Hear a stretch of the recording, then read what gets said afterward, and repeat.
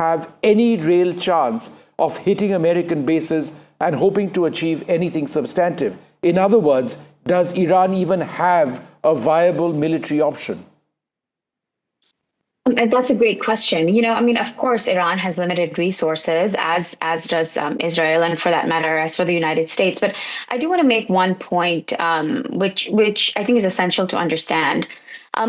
President Trump's goals, I think it's safe to say that perhaps he didn't start off with regime change, but oftentimes we know, and we have historical evidence to prove this, that wars don't always go as planned. And so I think the United States getting involved in this fashion is extremely dangerous.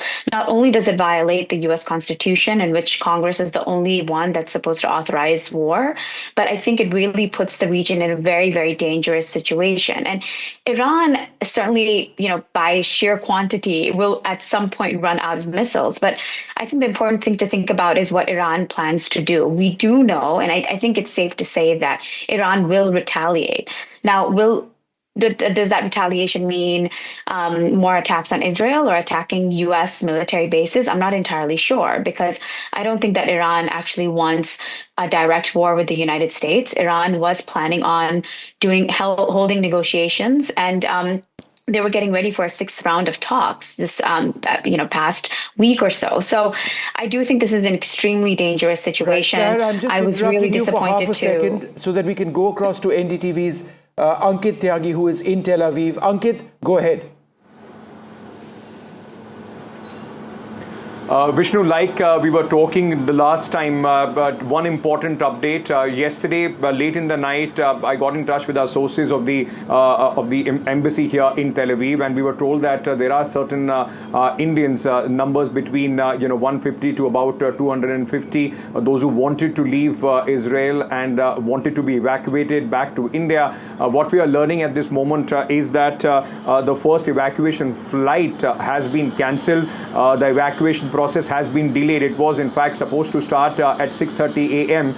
This morning, where all those Indians, those who were interested to be evacuated from Tel Aviv, from Israel, were expected to reach the embassy, and then of course the process would have started. What we are being told is that after the current spate of attack, the current round of attack on the Iranian nuclear facilities, and then the closure of the Israeli space further, the process has been delayed. So that's an important piece of information for the Indians, those who are in Tel Aviv. On the other hand, while we are seeing those evacuations taking place from Iran, at least from Israel, the first batch of Indians, those who wanted to be evacuated, the entire process now stands cancelled and is delayed. We don't know yet when, in fact, the process will restart. There is no time frame which has been given to that. Also, the IDF has clarified that the last time the airspace closure announcement was made, that was till 22nd, that was till this morning.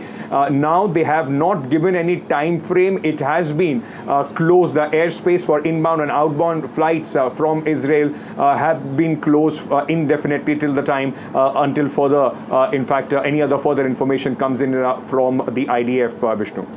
Ankit, and just to be absolutely clear, flights in and out of Tel Aviv have been shut for a long time. In fact, El Al flights have been moved out of Israel, as I understand it, right? So Israel is disconnected from the air at the moment and has been for a while. So what you're talking about are special flights, which would have been given permission on a one-time basis, right, essentially, right?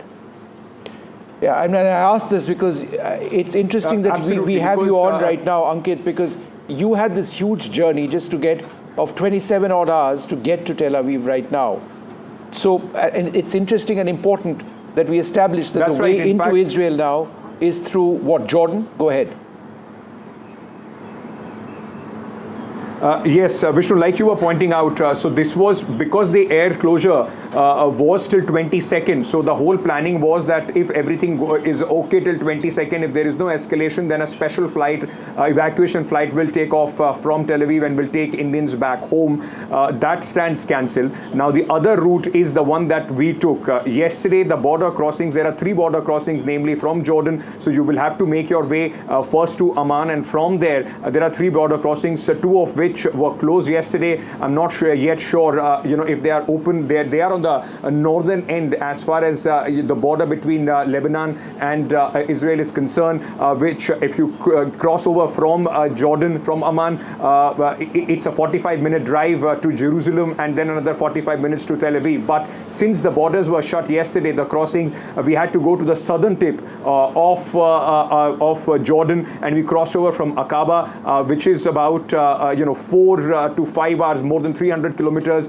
from Tel Aviv. So from Amman in Jordan, you have to drive about 300 kilometers to reach Aqaba, and from there, in fact, cross over to Israel and then drive another 300 kilometers to reach Tel Aviv. So it's a long, process to, in fact, enter. Yesterday, when we were coming in, we saw a lot of Israeli nationals and Palestinians also coming in, those who were in different countries. So at this moment, that's the only land route through Jordan which is open. Remember, there is also possibility from Egypt, the route between Egypt and Israel, but that is heavily guarded, and that's also where the aid to Gaza comes in from. So the people, anybody who wants to come in, unless and until you are an Israeli citizen, you're not allowed to enter from there. So right. Jordan remains the only open route, Jordan to Israel, as far as people are concerned. And Ankit, just for the benefit of our viewers, there does at this juncture appear to be a little bit of confusion on whether or not, that flight which was scheduled out of Israel will or will not happen for Indian nationals.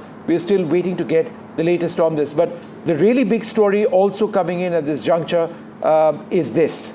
Breaking news, Saudi Arabia, and this is AFP which is reporting this, says that there are no radioactive effects detected in the Gulf after the US strikes on Iran. Let me go back to Dr. Wael Awad at this stage. Dr. Awad, so that's one piece of very welcome news, that at this juncture, and we hope and pray that that remains the case, there are no radioactive effects across the region, number one.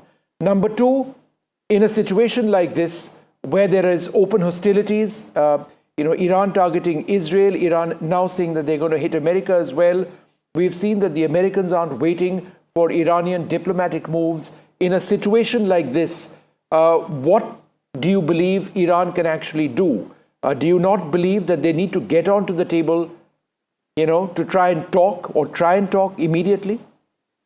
Well, let me start from where you ended. Why you want them to go to the table when you are having an attack on them? When it was already a peaceful negotiation, even the IEA said that Iran does not have a nuclear bomb. They are still negotiating and they were searching for a political solution. Then you find Netanyahu attacking Iran, then followed by the United States. This war is for a regime change. That is what the Americans are aiming. That's what Netanyahu wanted. They have wanted to conquer the whole of the Gulf country, the West Asian region, where they wanted to catch on the Strait of Hormuz passage. The Red Sea is already under their surveillance, and also the Mediterranean Sea through the Suez Canal. Let us be more pragmatic and thinking what the American thinking. This war is carried by two persons only, Netanyahu and President Trump. It has nothing to do with the Iranian. Iranians are having the legitimate to retaliate from where these guns have fire on them. And we cannot just sit down quiet. You are attacking a civilization. You are attacking a civilized nation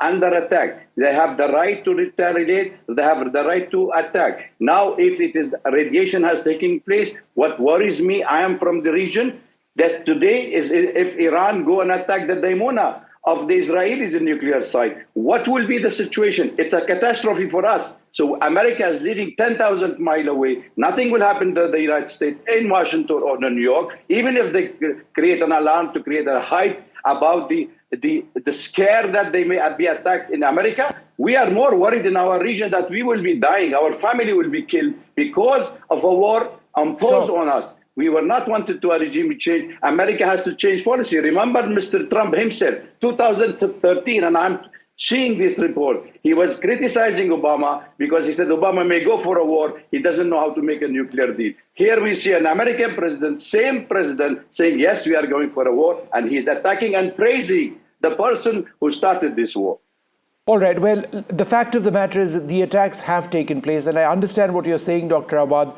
But at this juncture, it appears that there is no real immediate indicator of what can happen next. Is there any conversation which is or isn't happening? Perhaps we'll know in the hours ahead. But What we can tell you is that Iran has vowed to hit back. They've said, and I quote, every US citizen is a target. Netanyahu, the Israeli Prime Minister, has said that the US attack is in coordination with Israel. Major US cities are on high alert. We are now in a larger war. In as much as the American strikes were against specific targets in Iran, 3 nuclear sites, Fordow, Esfahan, and Natanz, using stealth bombers. We are now already, as we speak now, in a larger war, right? And we need to see where this is all going. What we can do right now is 2 things. Firstly, I'd like to play out what the Israeli Prime Minister has said, and then also listen in once again to what the US President said. So let's play out those first reactions from the 2 leaders. Congratulations, President Trump. Your bold decision to target Iran's nuclear facilities with the awesome and righteous might of the United States will change history. In Operation Rising Lion, Israel has done truly amazing things. But in tonight's action against Iran's nuclear facilities, America has been truly unsurpassed. It has done what no other country on earth could do. History will record that President Trump acted to deny the world's most dangerous regime the world's most dangerous weapons. His leadership today has created a pivot of history that can help lead the Middle East and beyond to a future of prosperity and peace. President Trump and I often say, peace through strength. First comes strength, then comes peace. And tonight, President Trump and the United States acted with a lot of strength. President Trump, I thank you. The people of Israel thank you. The forces of civilization thank you. God bless America. God bless Israel. And may God bless our unshakable alliance, our unbreakable faith. The U.S. military carried out massive precision strikes on the 3 key nuclear facilities in the Iranian regime: Fordow, Natanz, and Esfahan. Everybody heard those names for years as they built this horribly destructive enterprise. Our objective was the destruction of Iran's nuclear enrichment capacity and a stop to the nuclear threat posed by the world's #1 state sponsor of terror. Tonight, I can report to the world that the strikes were a spectacular military success. Iran's key nuclear enrichment facilities have been completely and totally obliterated. Iran, the bully of the Middle East, must now make peace. If they do not, future attacks will be far greater and a lot easier. There's no military in the world that could have done what we did tonight. All right, so the US President Donald Trump speaking over there. We are going to come into the very latest situation in just a few moments from now. Shiv, if you can just go ahead and speak to our guests for a moment as I process some important information coming in. Well, the big focus obviously right now is what the immediate response is going to be. Iran has put US cities on notice. There is talk of a massive cyber attack, the possibility of American military sites in West Asia coming under target as well. Remember, these are the initial hours after the bombing of those nuclear sites in Iran, and therefore we need to look very closely at not only actions but words coming out from the United States, Israel and Iran at this point of time. Professor Claire, if I could get a word in from you on what you think Iran's initial response is likely to be. We've seen them warn American cities. They've said no US citizen is safe right now. What do you think that means? You know, we've heard a lot of talk of that kind, but we are in the initial minutes after 3 principal nuclear sites have been bombed. Some believed that would never happen. Many believed it did. Some believed it wouldn't have happened so soon. But here we are. Yes. I do know that there is concern, in the United States, just because of the open border situation that was going on in previous administrations. So I do think there is a real concern about a possible terror retaliation attack, Iran using sleeper cells or things like that. So I know that that's being discussed. I don't know, how realistic of an option that is, given how Iran's terror proxies have also been weakened recently. But I do believe that there is a risk there. And then, they do have some other options. They have the ballistic missile options that they've been kind of using as retaliation against Israel. And we did see some of those get through in Tel Aviv. And they actually targeted a hospital recently. So I think it's very likely that we see more of that. You for a moment as we go. Sorry, I'm just interrupting you because we have some breaking news coming in. We are now told that the evacuation process of Indian nationals in Israel is underway. It's possibly just starting out now. Remember, they're getting out through the land route. There are various land borders which are being accessed. Remember that flights are not are not operational out of Ben Gurion International Airport. The images on the top right-hand side are, of course, images of other Indians who have already come back from Iran. But by way of information, and this is important, the process of getting Indians out of Israel is underway. It's a process. It'll take time. These are land routes which are being used. But our information at this juncture is that that process is moving. Don't know exactly. Vishnu, these are going to be via land routes, I'm presuming, from Egypt and Jordan in that case? Because the airspace is shut right now. I was told land routes. Okay, land routes. So 2 land routes probably from Egypt and Jordan. Possibly 3. Okay, 3 land routes. Possibly 3. So let's just stick with land routes for the moment. This is breaking news on NDTV. The process is underway. We are not updating you on where they are, where they've moved, whether they've crossed over. The process is underway, and this is to confirm that the process of evacuations of Indian nationals, like we've seen in Iran, is now taking place from Israel as well.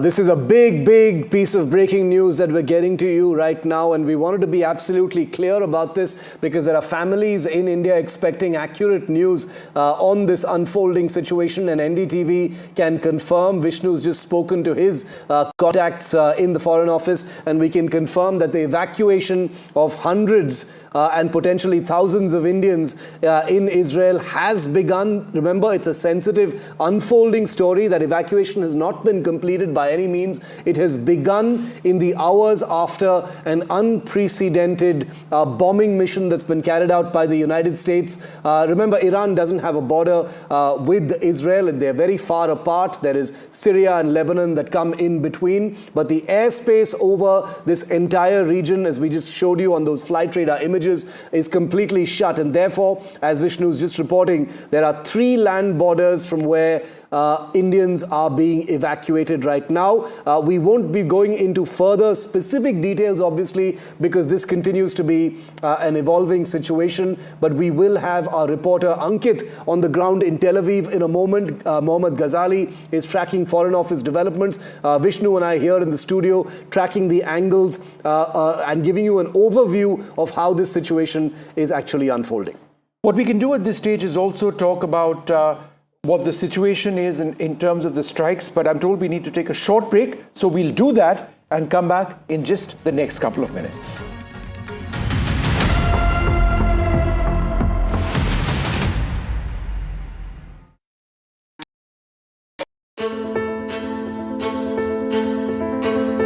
News is not just headlines, it is what impacts you. And news should never be mistaken for noise. What matters is the reality. Accurate, in-depth, and with the right perspective.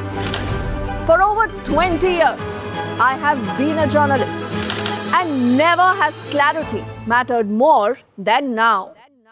At Newsnight, we go beyond the surface. We dissect the details, challenge the narratives, and bring you the unparalleled clarity you deserve in a world clouded by misinformation. We are bold, we are direct, News Night, for the news in your interest. Only on NDTV 24/7. Why was there a hurry? Was it the government that was in a hurry? I don't want to blame anyone. Joining us today here in the NDTV newsroom. Government cannot walk away from this responsibility. Cricket is region of sort in this country. Would you like to comment on what happened? What is the condition of the injured at this point? How many people died? What exactly happened? You have lost your daughter.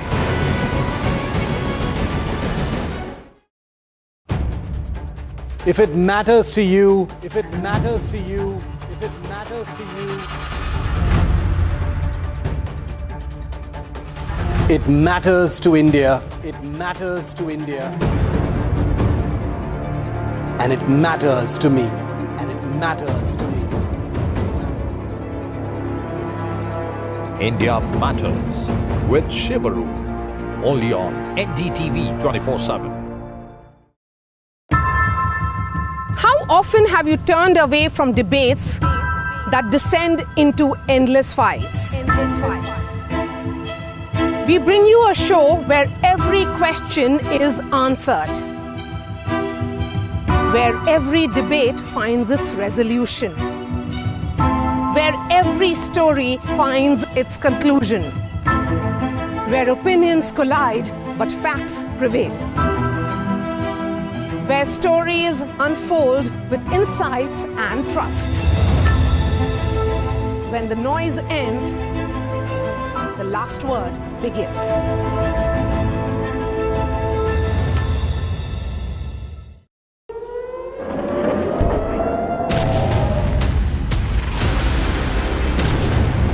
As the Iran-Israel war escalates,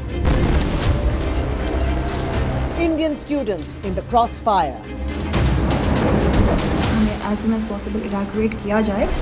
War zone worries grip parents. The next Indian mass evacuation ahead.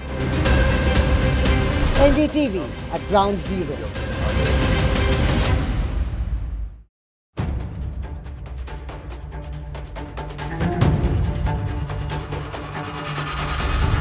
If it matters to you, if it matters to you, if it matters to you,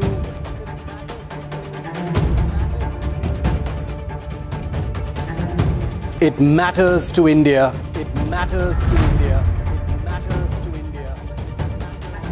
And it matters to me. And it matters to me.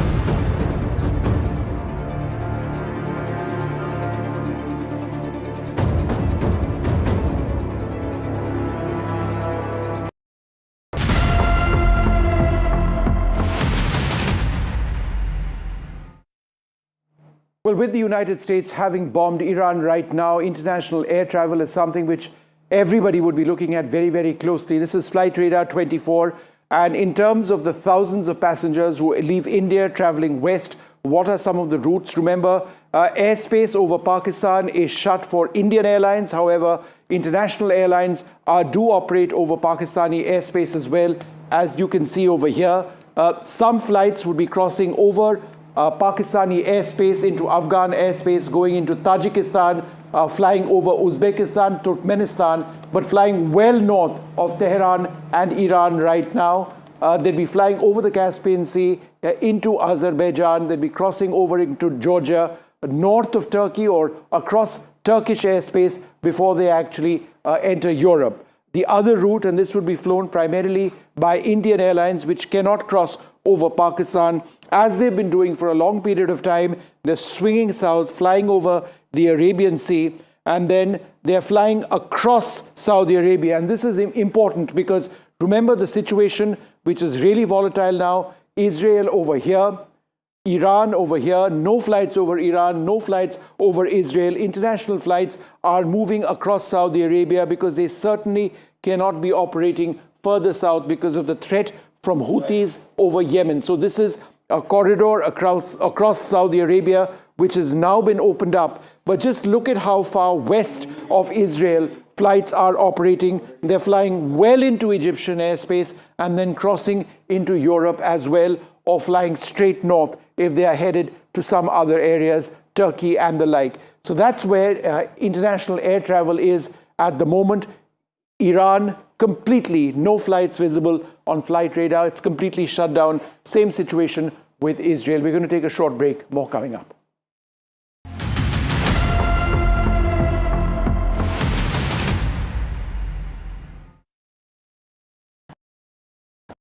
Is your business future ready? Join the 13-week strategic ESG certification program for business sustainability and growth for CXO and business leaders by NDTV, Terry and Zenora. Master global ESG frameworks, gain real-world tools, and lead with impact. Starts July 13th. Enroll now and power your business with sustainability. Do you really know the company you invest in? What is the real picture behind presentations and claims? Is the outlook as rosy as the company claims? Know Your Company, powered by NDTV Profit Research, shines a light on the biggest stock market movers.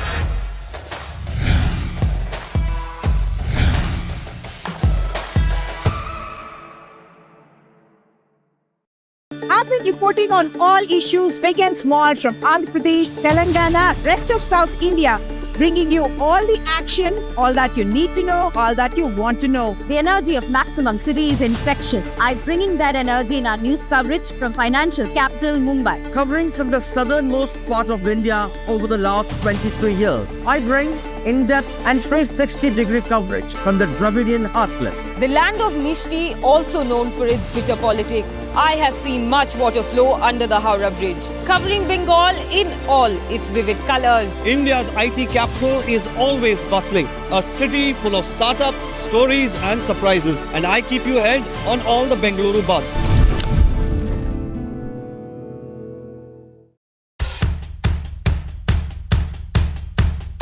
The markets move fast. And so should your portfolio.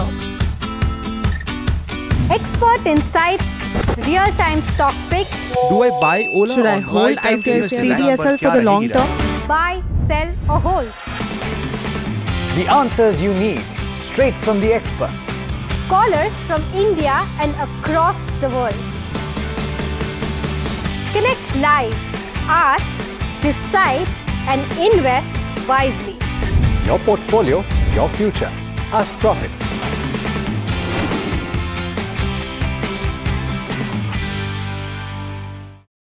In today's interconnected world, India's voice is more crucial than ever.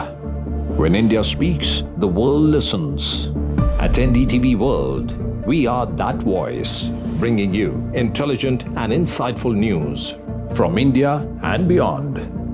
From geopolitics and diplomacy to economic shifts, migrations, tech disruptions, and the stories of our diaspora.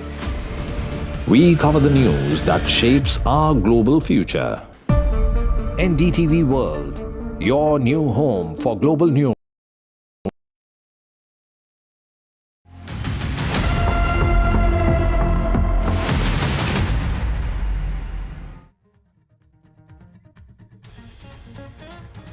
The United States makes a direct entry into the war with Iran, bombs 3 top Iranian nuclear sites, Natanz, Esfahan and Fordow. The Israeli Prime Minister Benjamin Netanyahu calls it a pivot in history for the Middle East.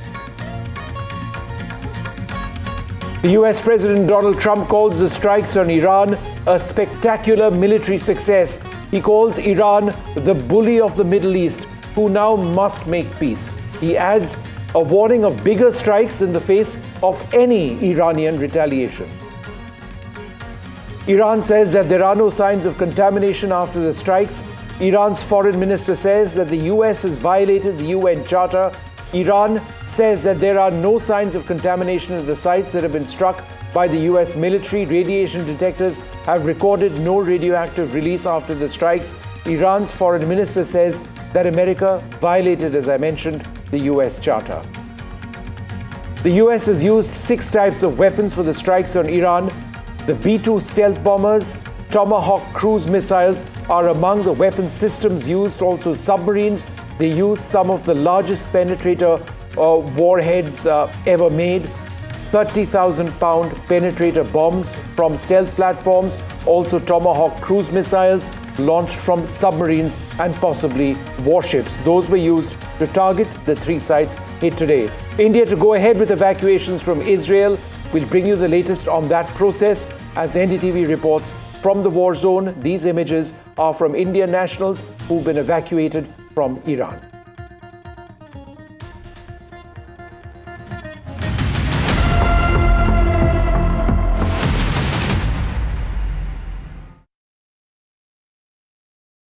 Good morning and welcome. We continue to track the biggest story on earth at the moment. America has entered the war against Iran with direct strikes on 3 Iranian nuclear facilities, Natanz, Esfahan and Fordow. The strike on Fordow particularly significant. It's a facility built deep into the earth, carved into a mountainside. America, using stealth bombers, has hit that site using GBU-57 weapons, which are deep strike penetrator weapons with huge warheads, 30,000 pounds, each B-2 carrying 2 of those. That is what they used at the Fordow facility. The weapon is designed to penetrate deep underground before exploding, presumably destroying, obliterating that facility if the strikes were as successful as the US President Donald Trump claims that they have been. Esfahan and Natanz, 2 other important American facilities, were also struck. The Americans using Tomahawk cruise missiles in those particular strikes. We are told that at least 30 Tomahawk land attack cruise missiles fired from submarines and possibly warships deployed out in the Red Sea and in the Persian Gulf were used, and these struck their targets in Natanz and Esfahan as well. Iran has vowed to avenge itself, saying that all Americans are now potential targets. But is this rhetoric, or are we seeing this becoming what many people were really worried about, a larger war in the Middle East, perhaps extending elsewhere as well? Congratulations, President Trump. Your bold decision to target Iran's nuclear facilities with the awesome and righteous might of the United States will change history. In Operation Rising Lion, Israel has done truly amazing things. But in tonight's action against Iran's nuclear facilities, America has been truly unsurpassed. It has done what no other country on earth could do. History will record that President Trump acted to deny the world's most dangerous regime the world's most dangerous weapons. His leadership today has created a pivot of history that can help lead the Middle East and beyond to a future of prosperity and peace. President Trump and I often say, peace through strength. First comes strength, then comes peace. And tonight, President Trump and the United States acted with a lot of strength. President Trump, I thank you. The people of Israel thank you. The forces of civilization thank you. God bless America. God bless Israel. And may God bless our unshakable alliance, our unbreakable faith. The U.S. military carried out massive precision strikes on the 3 key nuclear facilities in the Iranian regime, Fordow, Natanz, and Esfahan.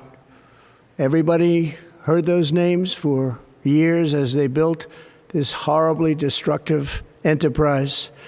Our objective was the destruction of Iran's nuclear enrichment capacity and a stop to the nuclear threat posed by the world's #1 state sponsor of terror.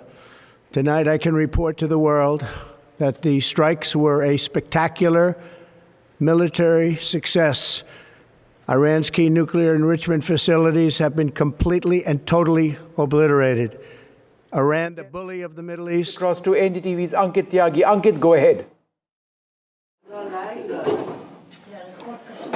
Shiv, as we speak, there are sirens which have now gone on in Tel Aviv, and like the protocol, we had to also run to the nearest shelter that we could find. This is, in one of the hotels, in fact, and everybody has been asked to run to this shelter. Let me very quickly tell you, like we were talking in the morning, and also show you the situation around. It's a small shelter where you would. All right. As the protocol would be, in whatever situations you are in, you have to run it. All right. What you are hearing is these sirens being announcement being made that people have. I hope that you were able to capture that, which said that go to the nearest center for security. So there is an anticipation as far as the counter reaction from Iran is concerned. There are a few people still out there, and more people, in fact, coming in as we speak with what is going on here in Tel Aviv. Small space, but at this moment it's people have been instructed to reach, and even on the streets we saw very, very quickly how everything turned, and as soon as these sirens began, there are people, those who have been instructed to reach these shelters everywhere that they could. We are live on you. Carry on with what you are seeing all around you. Let me just show you. This is a small shelter on one of the floors of a hotel, and there are a lot of people. Those who are here, I've been instructed not to film the occupants of this shelter, so you would only see me while we are speaking, but you would Right, sorry, we've lost that signal. Sense of what's happening in this shelter. There are people that are carrying their pets and just have run into this shelter as we speak. Now, this is, remember, the first time since morning, since the time the news came in that the United States had carried out those attacks on the nuclear facilities of Iran. For the first time in the last 4 hours that we have seen these sirens going on in Tel Aviv at this moment. And as you are hearing these instructions which are sounding as well, till the time there is no all clear given, people will have to stay in these shelters. No matter where you are, what you are doing, you have to run to one of the shelters as soon as you can find them. He's in the shower, my husband. Go bring him. Your husband is in shower? In the shower. Go bring him. Yeah? I cannot take him out. He's not scared? Is he? Of course he's scared, but he's in the shower. Would you open the door for him now? So this lady, I mean, in fact, despite what is happening, the humorous side continues. She says that her husband is still in the shower, waiting to come to this shelter at this moment. I'm from India, ma'am. Oh, tell me who. Yeah, I'm from India. India, no? India. Yeah. Oh, we love India. We love India. All right. Let me show you. We have. Sorry, what? No pictures. All right, but. They want to say we love India. I've been to India. We love India in Israel. Love India. Thank you. The Thank Israeli loves India. You're hearing, the conversation that we are having with our fellow occupants of this shelter, despite, and it also tells you the readiness as far as Israel and the people of Israel are concerned. They are prepared for these kind of situations, and that is why it's a part of life. There is somebody else who is knocking on the shelter door as we speak, and he's the person who was in the shower, as I was telling you earlier. So while while the situation remains quite tense outside, at least there is the sense of humor alive in the people, and everybody at this moment crammed in this. We are about 8 to 10 people, along with a few pets here in fact this shelter where we are standing at this moment, Shiv. Those bunkers have become second nature for Israelis. It has become very much a part of their lives. Sometimes, when I was there in 2023, I saw people just walking casually into these shelters because that's what life is like in Israel. But where you are standing right now, it's interesting to see that people are still lighthearted, saying they love India. There's a little bit of humor in the air. But it's incredible because things are very different now. Bombs have been dropped on a nuclear site, 3 nuclear sites in Iran. The situation is very different from what it has been earlier.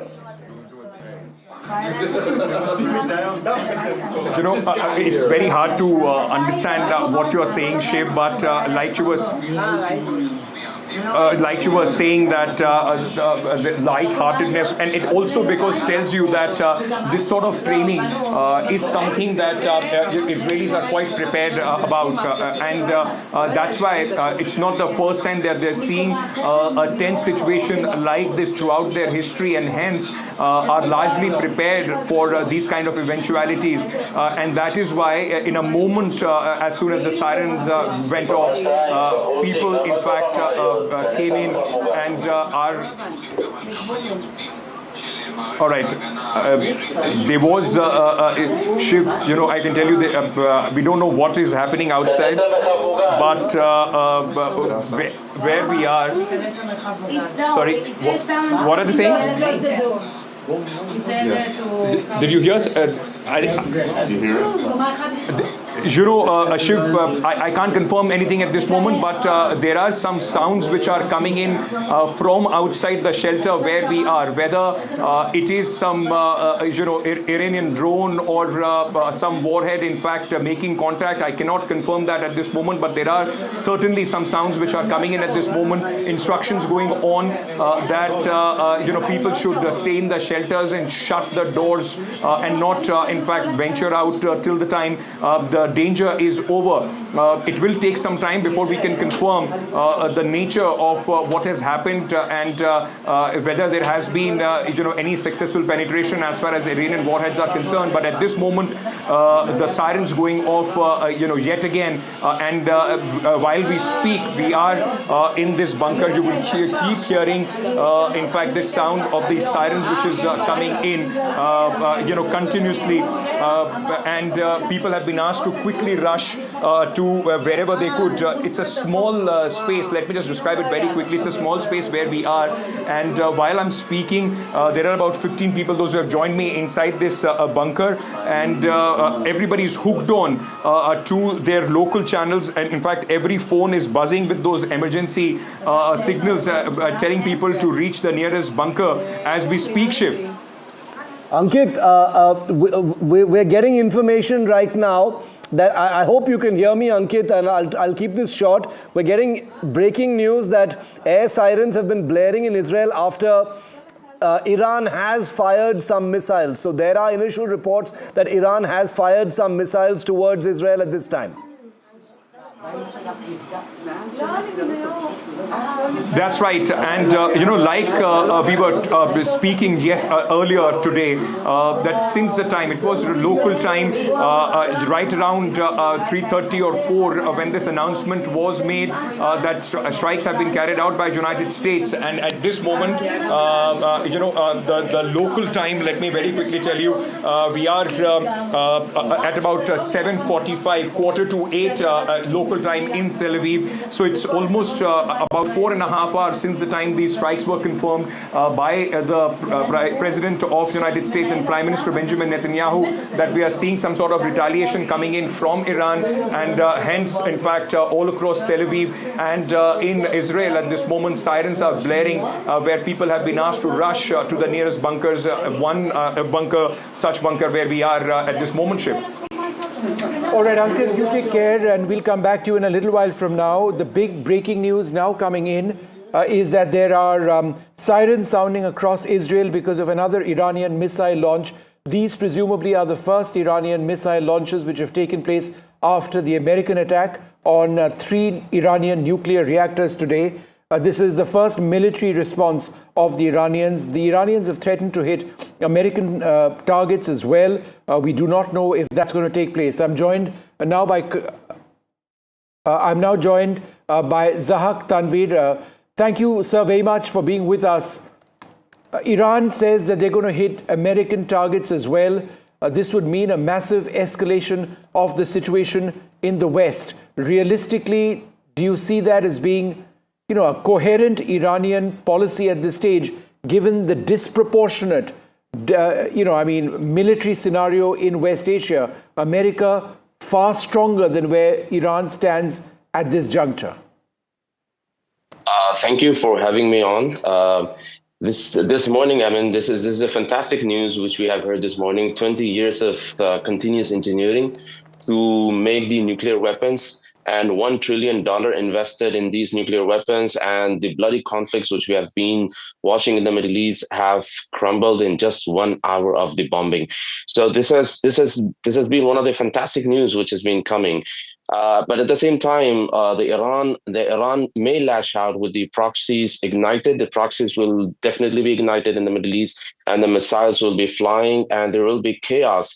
But I believe, and a lot of experts believe, that this pain will definitely be a short-term pain. And there will be the militias, there will be the proxies from the Hormuz to the Red Sea, from Baghdad to the Golan Heights. And but right now the regime is humiliated, it is cornered. But the regime will do definitely its task to put the chin up. It will definitely show itself facing the challenges and trying to portray itself as one of the champions of the Muslim world. So the regime will definitely do its task to put the militias in work. And we know that there are almost 70 plus militias in the Middle East, and there are almost 70,000 plus fighters in the entire Middle East, from Pakistan to Afghanistan.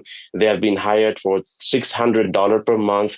And we have the militias from Iraq and Syria as well, and the militias in Yemen, the Houthis.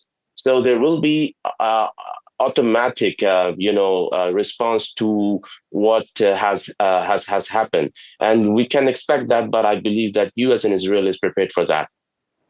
Mr. Tanvir, in terms of what the U.S. or Iran or Israel may do next, do you believe an intensification of military action is inevitable? And do you believe that military action would now be towards regime change, given the fact that all of these nuclear sites have already been repeatedly hit? We are now moving beyond attacks on nuclear bases, is the basic point that I'm trying to make. In fact, the United States right now has 400 plus combat aircrafts and 6 Navy vessels, and almost like 570 Tomahawks. So you can expect the military response in the Middle East, but it comes when Iran will be attacking the U.S. assets in Bahrain or in other places. And the B-52s are also active. But when it comes to the question of the regime change, I believe from the day one, the regime change is not the priority. The priority was to denuclearize Iran, to just get rid of all the nuclear facilities, to get rid of Natanz, Isfahan, and the Fordow. Fordow was the last one. Natanz was the ultimate goal. So once this is achieved, the deterrence is done. So I think the regime change is not the task. And another point which we have to understand is that regime change is not a knife through butter in the Middle East. You know, the Ayatollah Ali Khamenei is not just the political leader, he's also been the spiritual leader to all the Shiites worldwide. So the Shiites worldwide will be ignited. They will be in the rage to avenge what will happen to Ayatollah Ali Khamenei. So the regime change is not the primary. It was not the primary task, but the primary objective of this was to get rid of the nuclear facilities. Taneja also with us. Kabir, could you reflect on these American attacks, what they signify, the first American attacks on Iran? It is a pivotal moment in the history of the Middle East. Yeah, Vishnu, it is. I think it did catch a lot of people by surprise, because the arguments peppered prior to the attack were, of course, that the President Trump is going to take 2 weeks to decide. There were a lot of pressure inside DC as well to not go into this direction. We have to remember that from a domestic point of view, his entire campaigns, political campaigns, have been based on not entering wars. Presumably the packaging of this action will be done from a tactical point of view, that we were only taking out nuclear sites and not instigating a full-scale war with Iran or the Iranian people. And but it's been interesting, because some of the initial reactions that we are seeing, for example, is that Iranian response is coming still directly towards Israel. Israel has said that it's closing its airspace because missiles have been detected that have been launched from Iran, not towards any other American targets, but towards Israel itself. So there's a possible calculation taking place in Tehran also, that a full-scale engagement with the Americans at this point of time is not something they may be able to absorb beyond a point. But I think the next 24 to 48 hours will be very, very critical to see what direction the Iranians take this in, because from the American point of view, I think what Donald Trump wanted to achieve is striking the nuclear facilities, that he has been able to do so. All right, Kabir, just for the benefit of our viewers, and before I come back to the two of you, I just want to explain what exactly has taken place. The United States has struck 3 massive Iranian nuclear facilities in Fordow, Natanz, and Esfahan. They've used deep penetration warheads in Fordow, which was carved into a mountainside. Natanz and Esfahan were hit by Tomahawk cruise missiles. After thinking about what his options were for a period of time, the US President Donald Trump has now said that, look, the US will be a part of these operations. Israel has welcomed this. There are signs of the first retaliation against Israel taking place. Air raid sirens have been sounded across Israel. People have been moved into bunkers at this stage, including my colleague Ankit, who is in Tel Aviv at this juncture. The big question is what happens next. Iran has already threatened America, saying that all Americans are legitimate targets at this stage. We are waiting to get more coherent responses from Iran, perhaps more high-ranking officials on what Iran tends to, or plans to do. But just in terms of what Iran has been saying consistently over a period of time, is that if the US gets involved, then the US becomes a legitimate military target as well. So that's where the situation presently stands. Let's go back to Zahak Tanvir at this stage. We're talking about diplomacy, and Iran said that there was a promising nuclear deal which could be arrived at. They were saying this to their European interlocutors just a couple of days back. But America or Israel aren't waiting for those conversations. This being the case, what do you actually expect by way of conversation? Anything at all? Or essentially a statement from Iran saying, we want this to end? Because it just strikes me that all this conversation on diplomacy, or the conversation on we cannot converse if you hit us, it's fairly redundant at this stage. They have been hit. So what happens now? The conversations have been happening for a long time. So the conversations actually gave Iran the buying time. So Iran took the buying time with the conversations. But right now, after the destruction of the nuclear sites, I believe the diplomacy will swing in, but there will be no such result with such talks. So there will be obviously the proxy retaliation, the cyber attacks, and we expect that there will be internal unrest inside Iran. So the people are expecting for the regime change. But as we talked about, the regime change is not an easy task. So the diplomacy will swing in. The Britain, the Germany, and the France were talking about the nuclear talks were in, but it did not actually work out for Iran.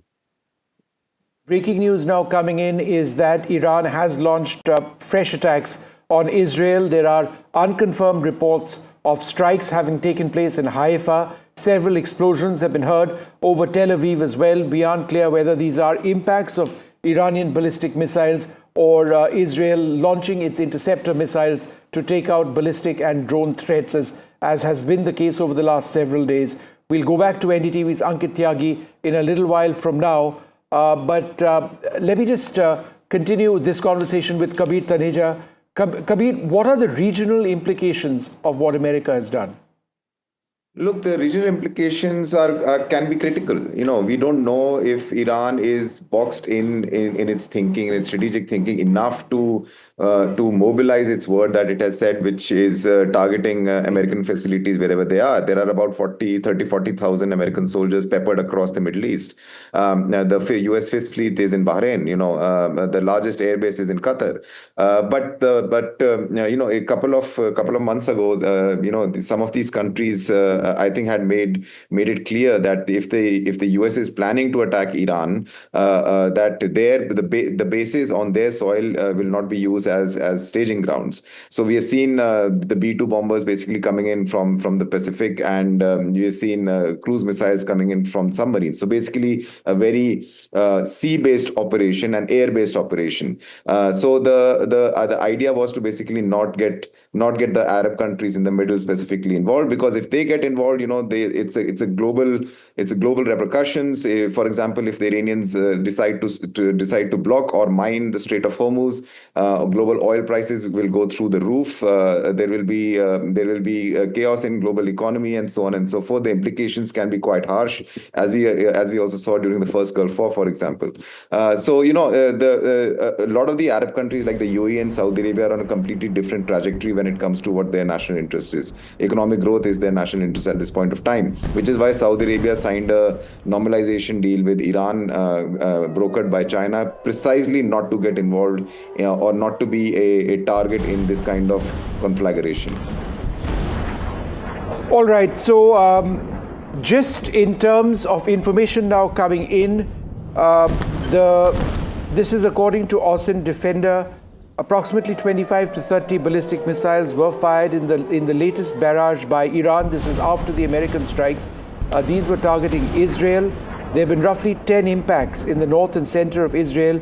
There is some imagery which is coming in. We cannot independently corroborate this at this stage. Presumably, Israel's missile interceptors would have intercepted several other targets as well. We do not know about the extent of damage on the ground. There are sirens which can be heard over Tel Aviv at this stage. Let's listen in.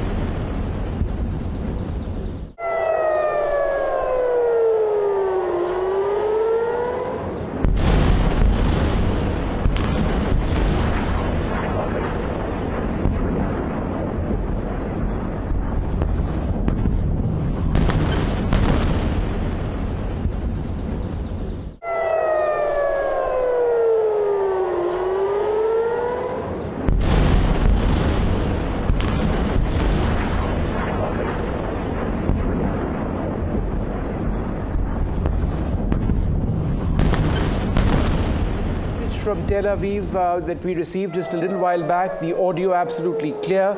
There is sounds of it's difficult to say if that's sound of an impact or it's a sound of missiles, interceptors being launched, presumably both. We'll try and come back to the very latest situation in Tel Aviv. The information that we now have is that Iran has launched strikes against Israel, the first Iranian strikes against Israel since the US bombed 3 Iranian nuclear facilities. At this juncture, we do not know if Iran is also attempting to strike American bases across the Middle East. That's something that we now need to wait and see. I'm trying to see if we can roll out that report from NDTV's Ankit Tyagi, who's in a bunker in Tel Aviv at this juncture. Do we have that report? We should be getting that report up very, very soon.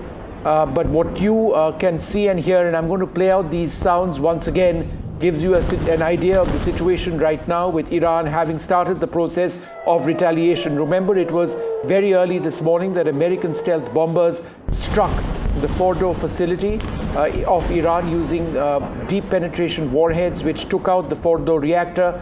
There have also been strikes using Tomahawk cruise missiles in Natanz and Esfahan as well, two other Iranian nuclear sites. My colleague Ankit is in Tel Aviv at this juncture, and just a few minutes back sent us this report from a bunker. You know, as we speak, there are sirens which have now gone on in Tel Aviv, and like the protocol, we had to also run to the nearest shelter that we could find. This is, you know, in one of the hotels, in fact, and everybody has been asked to run to this shelter. Let me very quickly tell you, like we were talking in the morning, and also show you the situation around. You know, it's a small shelter. I hope that you were able to capture that, which said that go to the nearest center for security. So there is an anticipation as far as the counter reaction from Iran is concerned. There are a few people still out there, and more people, in fact, coming in as we speak with you know what is going on here in Tel Aviv. Small space, but at this moment it's people have been instructed to reach, and even on the streets we saw very, very quickly how everything turned, and as soon as these sirens began, you know, there are people, those who have been instructed to reach these shelters, you know, everywhere that they could. There is no all clear given. People will have to stay in these shelters. No matter where you are, what you are doing, you have to run to one of the shelters as soon as you can find them. He's in the shower, my husband. Go bring him. Your husband is in shower? In the shower. Go bring him. Yeah? I cannot take him out. He's not scared? He's of course he's scared. He's in the shower. Would you open the door for him now? So this lady, I mean, in fact, despite what is happening, the humorous side continues. She says that her husband is still in the shower, waiting to come to this shelter at this moment. I'm from India, ma'am. Oh, tell me who. Yeah, I'm from India. India, no? India. Yeah. How did you India? We love. All right. Let me show you. We have. Sorry, what? No pictures. All right. But they want to say we love India. I've been to India. We love India and Israel. Love India. Thank you. The Israeli loves India. You're hearing, you know, the conversation that we are having with our fellow occupants of this shelter, despite, and it also tells you the readiness as far as you know, Israel and the people of Israel are concerned. They are prepared for these kind of situations, and that is why it's a part of life. There is somebody else who is knocking on the shelter door as we speak. And he's the person who was in the shower, as I was telling you earlier. So while the situation remains quite tense outside, at least there is the sense of humor alive in the people, and everybody at this moment cramped in this. We are about 8 to 10 people, along with a few pets here. You know, as we speak, there are sirens which have now gone on in Tel Aviv, and like the protocol, we had to also run to the nearest shelter that we could find. This is, you know, in one of the hotels, in fact, and everybody has been asked to run to this shelter. Let me very quickly tell you, like we were talking in the morning, and also show you the situation around. You know, it's a small shelter. I hope that you were able to capture that, which said that go to the nearest center for security. So there is an anticipation as far as the counter reaction from Iran is concerned. There are a few people still out there, and more people, in fact, coming in as we speak with what is going on here in Tel Aviv. Small space, but at this moment, it's people have been instructed to reach, and even on the streets we saw very, very quickly how everything turned, and as soon as these sirens began, there are people, those who have been instructed to reach these shelters, everywhere that they could. There is no all clear given. People will have to stay in these shelters. No matter where you are, what you are doing, you have to run to one of the shelters as soon as you can find them. He's in the shower, my husband. Go bring him. Your husband is in shower? In the shower. Go bring him. Yeah? I cannot take him out. He's not scared? Of course he's scared, but he's in the shower. Would you open the door for him now? So this lady, in fact, despite what is happening, the humorous side continues. She says that her husband is still in the shower, waiting to come to this shelter at this moment. All right, let's just go back to Ankit Tyagi live. That was a report about 15 minutes back. We've got Ankit back live at this stage. Ankit, what's happening around you? All right, I can tell you that the chatter is that there have been 100 of volleys which have been launched via ship towards Israel, different parts of Israel, including Tel Aviv and Jerusalem. I cannot, at this moment go out and show you anything because we are in this bunker, and we have been told that since it's a big barrage that has been lobbed towards Israel and the main cities of Israel, that would mean that we will have to wait in this bunker for a while now. A lot of people here waiting anxiously. I was speaking to them. They were saying that it may take a few hours before that all clear sign could be given, and we could go out and see any sort of damage which have taken place in the capital, Tel Aviv, or any other part of Iran. At this moment, the sirens are still on.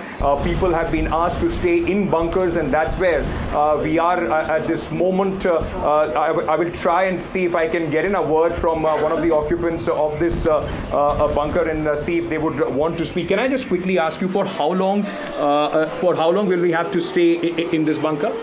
Until they will tell us to leave. Yeah? Until the Iranians stop bombing us. So it could be few hours, right? Before I hope not. I really hope not. It's half an hour. Usually it's half an hour. Usually it's half an hour. But if they will, now they want to attack us as seriously. Normally it's up to half an hour. Today it looks like it's a little bit longer. So Shiv, as you were hearing from the people, those who are in this shelter with me, this seems to be a much larger barrage which has been, in fact, launched by Iran towards Israel, towards the capital city Tel Aviv and other places here in Israel, and that is why there could be a much longer wait as far as these shelters are concerned. But for a lot of people here, they are waiting. I spoke to them earlier as well in full support of what happened from the United States, the operation that took place from the United States with the bombing of those sites as well, and they are saying that hopefully that is the lesson enough for Iran to stop any kind of hostilities, which at this moment doesn't seem to be happening, and it's only going to spiral from here, is what the sense among the local people is, that once this kind of a large counter attack which has taken place from Iran, where various cities of Israel have been targeted, including the capital Tel Aviv, it seems that it will be a while before people can get out, and shelters, in fact, doors are open. We are still waiting.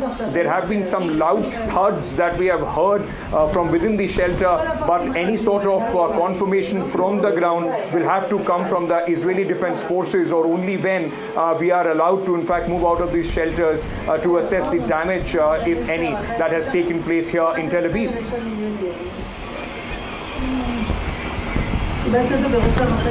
All right, Ankit, we're going to stay with you right now. And what, let me share a little bit of information with you, which we are being able to pick up. There have been dozens of Iranian missiles which have possibly been fired across Israel at this stage. There have been some reports of impacts in Tel Aviv, some reports of impacts which have taken place in Haifa as well. We do know that Israeli interceptors have been hitting many of the incoming targets. But just describe for our viewers who are now tuning in what you heard approximately half an hour back when the sirens went on and you were asked to actually get into that bunker.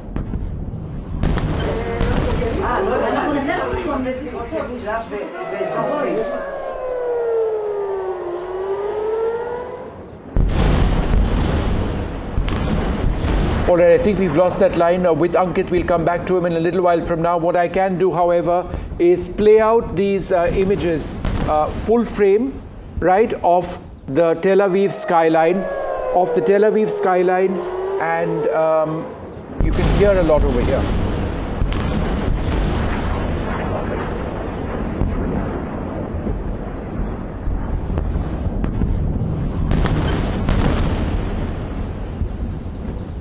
All right, I'm joined now by Ricky Rosen, who's reporting for NDTV. Ricky, thank you very much for being with us. Where exactly are you right now, and can you give us an idea of the strikes taking place? I am at the outskirts of Tel Aviv. You can see behind me the building that was hit 5 days ago. You can see it? Yeah, go ahead. Anyway, and we're not allowed to report on the exact places where the missiles hit, but they are saying that 30 missiles were sent and at least 10 fell in places mostly in central Israel in the area of Tel Aviv. Could you give us an idea of what you've been hearing? There are presumably a lot of sirens, presumably people running to bunkers right now, because it is a very intense attack, and as I understand it, the most intense attack by Iran in the last 30 odd hours. So could you just tell us what's been developing around you in, let's say, the last half an hour? In the last half an hour, there were 2 or 3 series of sirens just in my area, but it included throughout the north and the south of Israel, which presents a challenge, to say the least, to the Iron Dome defensive system that is supposed to intercept these missiles. And that's why we're hearing of at least 10 missile hits in various parts of the country. The picture that you're showing now is on the coast, one of the coastal towns, but we're not allowed to identify which, but it's in the area of central Israel. And Ricky, just by way of information, what are people around you saying now that America has joined the conflict? Most Israelis welcome it because this was what was promised by the Prime Minister Netanyahu, that he would start the war and either he or Trump would finish it. And it seems now that Trump has joined and destroyed the 3 major nuclear plants. I think that Israelis are also very worried because they see the power that is being unleashed by Iran, that, as you said, is more than has been in the last 9 days in every part of the country.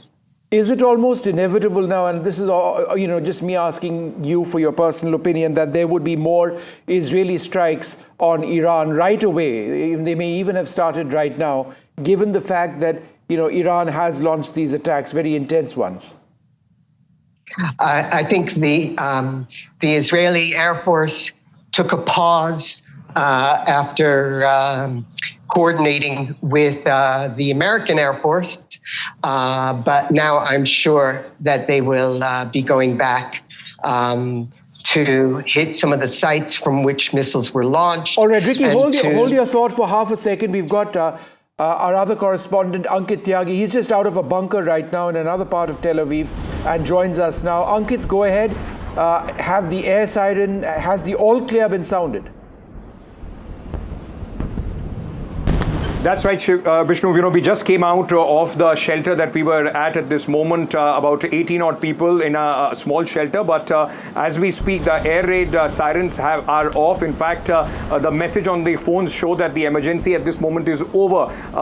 We yet don't know what are the areas and if there is any damage which Tel Aviv has taken at this moment. But I can tell you, let me just try and if I turn around my camera, I will be able to show you from this that people are back, on the streets. Cars have started moving, and as soon as the air raid siren went off, it's more or less, business as usual in Tel Aviv. But we will have to wait and see for the confirmation from the defense forces on the areas and the targets which have been hit, and also if there is any damage which the city has sustained. This is, of course, at this moment just past 8 o'clock. It is about 8:15 here, 8:15, and half an hour almost we had to stay inside the shelters all across. But life back to normalcy more or less here in Tel Aviv, as you see the vehicles moving on the streets. But because when the air raid sirens went off, everybody, even if you were on the road, people were asked to, in fact, very quickly reach some of the safe shelters. And as we speak, people are emerging from those safe shelters, Vishnu, and going about their normal life. Isn't it bizarre, Ankit, that just 10 minutes back you were in a shelter, surrounded by people, all chit-chatting, as if, this is something that just happens. You go to the bunker and then it's all over and you're out back. This is the way it's been now for several weeks in Israel. You're in and out of that shelter constantly.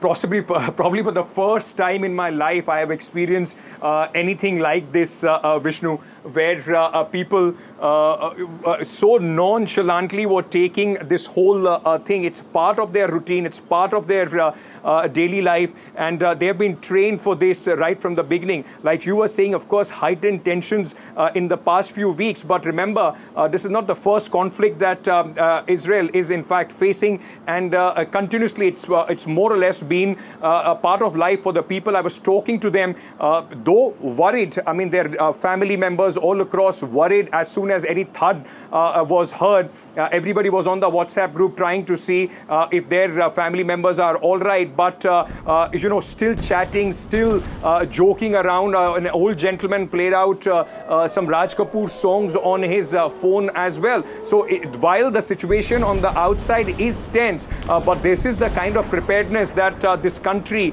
has seen with its citizens, almost prepared every moment for these kind of situations, and they deal with it as a part of their daily life. All right, and Ankit, it's all quiet now. Cars back out on the roads. Just in terms of another piece of information which our Indian viewers would certainly want to talk about, and thanks very much for showing us, those cars on the road. People get off the road, get into bunkers, get out of bunkers, and then life slowly starts resuming. The information we have is that the plan to evacuate Indian nationals from Israel is underway. We don't know the exact stage where this is. This would be the evacuation of Indians from the land route. This is an important piece of information that we'd like to share with our viewers. It comes in addition to the news we've been reporting over the last 24 odd hours of the evacuations of Indian nationals from Tehran and other parts of Iran, I should say, which have been taking place. So that is underway. We'll give you an update of that in a little while from now. But there are impacts which have taken place in Tel Aviv and perhaps elsewhere. Ankit isn't allowed to reveal the exact location of the impact in Israel, but I think the footage now available does indicate that there have been some impacts as well. Ankit, were you able to actually hear the sound of the impacts and perhaps the sound of interceptors being launched? Because that's a very, very loud sound as well. Just describe to us, if you can, if you were able to hear what was happening outside.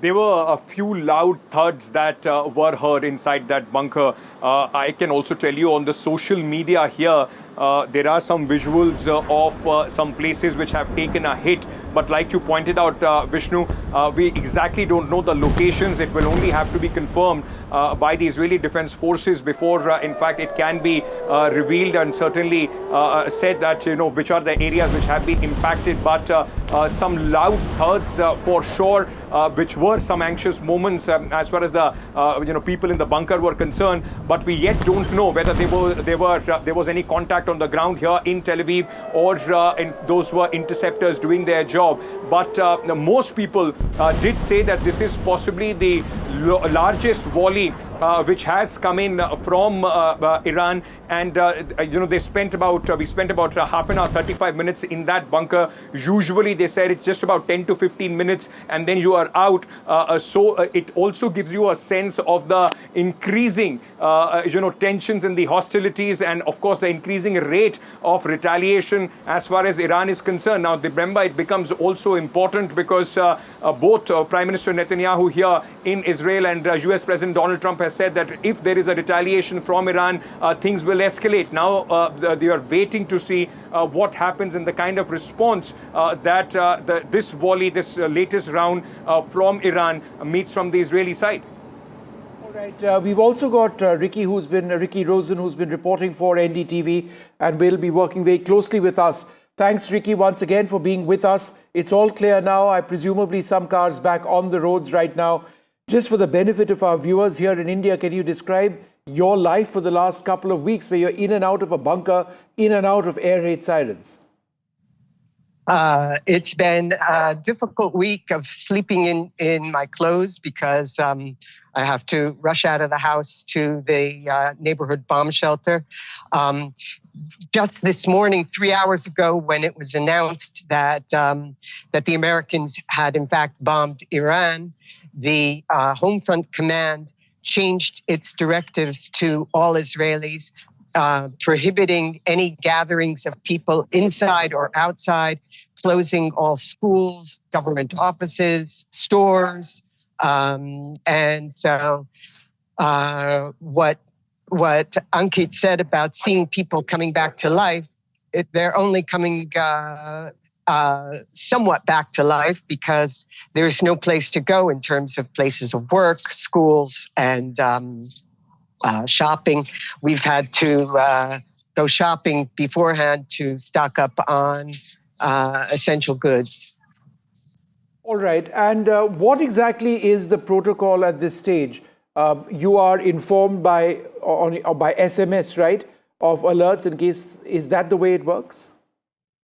Yes, there is an app from the Home Front Command that tells you what is happening in your area and any other areas. As Ankit said, everybody was checking their phones for the vicinities of where their loved ones are located.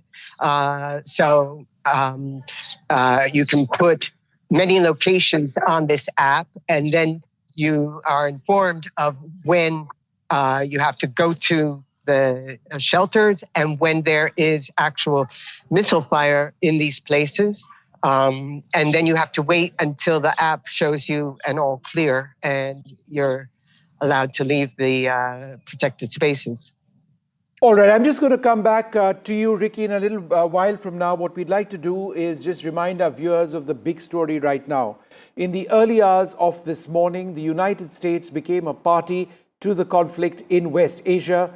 3 Iranian nuclear sites were struck: Natanz, Esfahan, and Fordow. Fordow was, there was a great deal of speculation, on the possibility of a strike on Fordow. Very important because there was a sense that it was closely involved in the enrichment of uranium, which could have been used in an Iranian nuclear weapon. Now, Israel didn't have the ability, without the actual deployment of ground forces, of potentially getting in to Fordow to take out that particular reactor, affiliated aspects of that plant. It's been carved into a mountainside. The only real weapon system, feasible weapon system, which could be used for this would be the GBU-57. It's a massive ordnance, 30,000 pounds. Each B-2 stealth bomber, which the US deployed in this mission, carries, I believe, up to 2 of these massive bombs. These are the biggest bombs out there. They are designed primarily to penetrate deep inside even reinforced concrete before they explode. And given the size of the warhead itself, the explosion would be massive. The US says that the attacks have been successful. You can see animation of that weapon, it's striking down, piercing concrete before actually exploding. Now, as far as how the US got into this area, the B-2 itself, there were initially some signs, information coming in that there were a group of B-2s, a number of B-2s flying in over the Pacific, which would have been deployed from Whitman Air Base. They would have refueled in California, refueled in Hawaii, refueled midair before being deployed over Iran. It now turns out, according to real experts, and I'm quoting Tyler Rogove, that nearly the entire available B-2 fleet was used in this gambit. If you factor in the decoys in the Pacific, a portion of the tiny fleet is down for maintenance or in the depot at any time. So in other words, it's quite possible that the aircraft which actually struck Iran were deployed elsewhere. We do know that some B-2s had been deployed in Diego Garcia, which is an island which the US has a major basin in the Indian Ocean region. It's quite possible that they were used in the strike. The US also striking Natanz and Esfahan using Tomahawk land attack cruise missiles. We don't have very many details of the extent of the strikes, but there are one or two important points. One point which we need to talk about a lot more, and that point is this. At this juncture, AFP, quoting their sources, indicates that in the broader Middle East or West Asia, there is no initial evidence of radiation. This was, of course, a big worry. All of Natanz, Esfahan, and Fordow are under International Atomic Energy Agency regulators monitoring. So therefore, if there was evidence of radiation emanating post these strikes, by now we would have known of it. At this juncture, fortunately, it appears that that is not the case. The second important strand in this, what does Iran do next? We do know that Iran has threatened to hit American interests, but they have already struck Israel once again. At this juncture, we do not know about any attempted Iranian strikes on the several American bases which exist in the region. We've got more reports. I think we've got Ankit's report now, which we can play out as well. Let's take a look.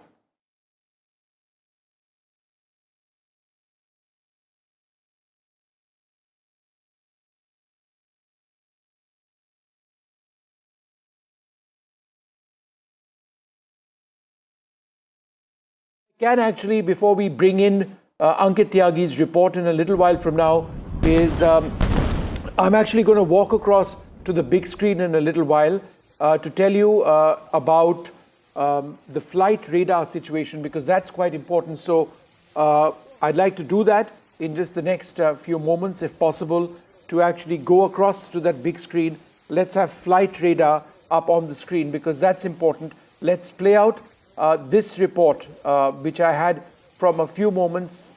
All right. All right. Okay. Breaking news now coming in at this stage.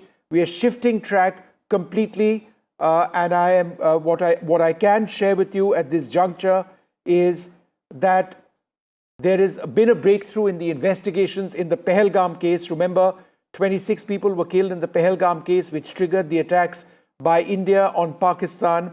The National Investigating Agency has got details of the 3 Pahalgam attackers. They have been confirmed that the attackers were Pakistani nationals. This is huge news coming in at this juncture. We are, for the moment, moving away from the news of the American strikes on Iran, moving into news on the Pahalgam attack case. My colleague Nazir Masoodi joins us. Nazir, what do you have? Well, NIA has said that they have arrested 2 persons who have given shelter to these terrorists who have carried out Pahalgam massacre on 22nd of April. They have been identified as Bashir and Parvez. Both have given shelter to them, these 3 Pakistani terrorists, in Dok's hutments in the jungle area, and they were knowing they are Pakistani terrorists. So this is, in a sense, a major lead, because after 2-month-long investigations by the NIA, for the first time, they have come out with this first such clue, which can give them more details about those terrorists, because they are still at large, those terrorists, after carrying out that horrific massacre. So this is first major breakthrough into the investigation into the terror attack in Pahalgam attack, because for last 2 months everybody was asking where are those terrorists who have carried out the attack and killed 26 innocent people, including 25 tourists. But then there was a larger question: how could they survive? Why they have taken food or the shelter? But for the first time, NIA has come out with a statement that 2 people who have sheltered these terrorists, given them shelter in a hutment, have been arrested. They have been identified as Bashir, Ahmed, and Parvez. So investigations are on, and we have to see whether it would lead to further, arrests or tracking down these attackers. Because for last just 2 months, to get you once again, can you name the 3 Pakistani terrorists who have been named by the NIA in the Pahalgam terror attacks? Bashir, Parvez, and who else? No, these and Parvez are locals who have given shelter to 3 Pakistani terrorists. We know their pictures. Yeah. These are 2 people who have been arrested for sheltering, harboring these terrorists in Pahalgam, and they, according to NIA, that they've had Bashir Ahmed Jothar of Batkot Pahalgam, and Parvez Ahmed Jothar and Bashir Ahmed Jothar of Hill Park Pahalgam, and they have disclosed during the this interrogation identities of 3. In a little while from now, once we get those names, once again we'll repeat it. But the headlines at this juncture: it is 11 a.m. in the morning on what is a critical day for billions across the world. Let's roll the headlines. The big story that we are tracking: the US's direct entry into the Iran-Israel war. Donald Trump goes where the US never has, with stealth bombers dropping hell on Iran. Iran has retaliated. They have hit Israel as well. But this is the biggest story, with the US now directly bombing 3 Iranian nuclear sites, Natanz, Esfahan, and Fordow. Indeed, Vishnu, and air sirens over Israel are being heard right now, and Iranians have fired missiles towards Israel, and those air sirens is what are taking place. 2 sets of missiles have been fired from the Iranian side, and some of those visuals are going to come in as well, in terms of what could be another round of escalation in this conflict. All right, just in the last 5 minutes, it's an all clear which has been sounded in Tel Aviv, but there was a barrage of at least 30 ballistic missiles from Iran which were fired. Residents of Tel Aviv and other areas were in bunkers. But at this juncture, the important news coming in from Iran is that there are no signs of nuclear contamination after the American strikes, with the Iranian foreign minister saying that the US violated the UN Charter. But that's the initial reaction. Iran also threatening to carry out further attacks. Will they attack American bases in West Asia and the Middle East is what we don't know. Yes, US's 6-pronged weapon attack on Israel. NDTV has been getting you all the details on the latest on this. The 6 types of weapons that have been used for the strikes on Iran: B-2 Spirit stealth bombers, Tomahawk cruise missiles, amongst other weapons that have been used by US. India is going ahead with evacuations from Israel of Indian nationals. We'll be bringing you details of that. It's a complicated mission as the situation in West Asia hots up. My colleague Ankit Tyagi in Israel right now in Tel Aviv. His reports from inside a bunker as those air raid sirens went off. There have been impacts by Iranian ballistic missiles in Israel, but the all clear has been sounded. People are out on the roads. NDTV reporting from the war zone.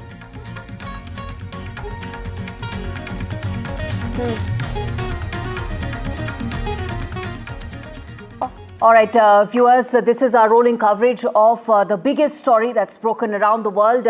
Shiv and I, Vishnu and I will keep getting you all the details of this. Vishnu, you've been reporting extensively on this over the course of this entire conflict, the kind of weaponry that has been used, how unprecedented this attack is, and how it's likely to reshape this entire region going forward. First of all, talk to us about the last 2 hours, the kind of attack this has been, and then we of course walk our viewers who are tuning in right now to how this is likely to reshape the war and the conflict itself going forward. You know, Gauri, this is a pivotal moment in the history of the world. This is the first time that America has gone into this particular crisis with military strikes on not 1 or 2 but 3 Iranian nuclear reactors. Donald Trump was vacillating on this. He was, let's give it a few more days, let's give it a few more weeks, let's see what finally takes place. But now America has gone in on these strikes. There was a big elaborate social media sort of effort to try and confuse perhaps, suggesting that the bombers, which were B-2 stealth bombers, were being routed across the Pacific. In fact, it now appears that the bombers which were used may have been deployed from elsewhere. Irrespective, they have used massive ordnance on the Fordow facility. They have used Tomahawk cruise missiles, at least 30, which were fired from submarines and possibly warships in the Persian Gulf region, which have targeted Natanz and Esfahan as well.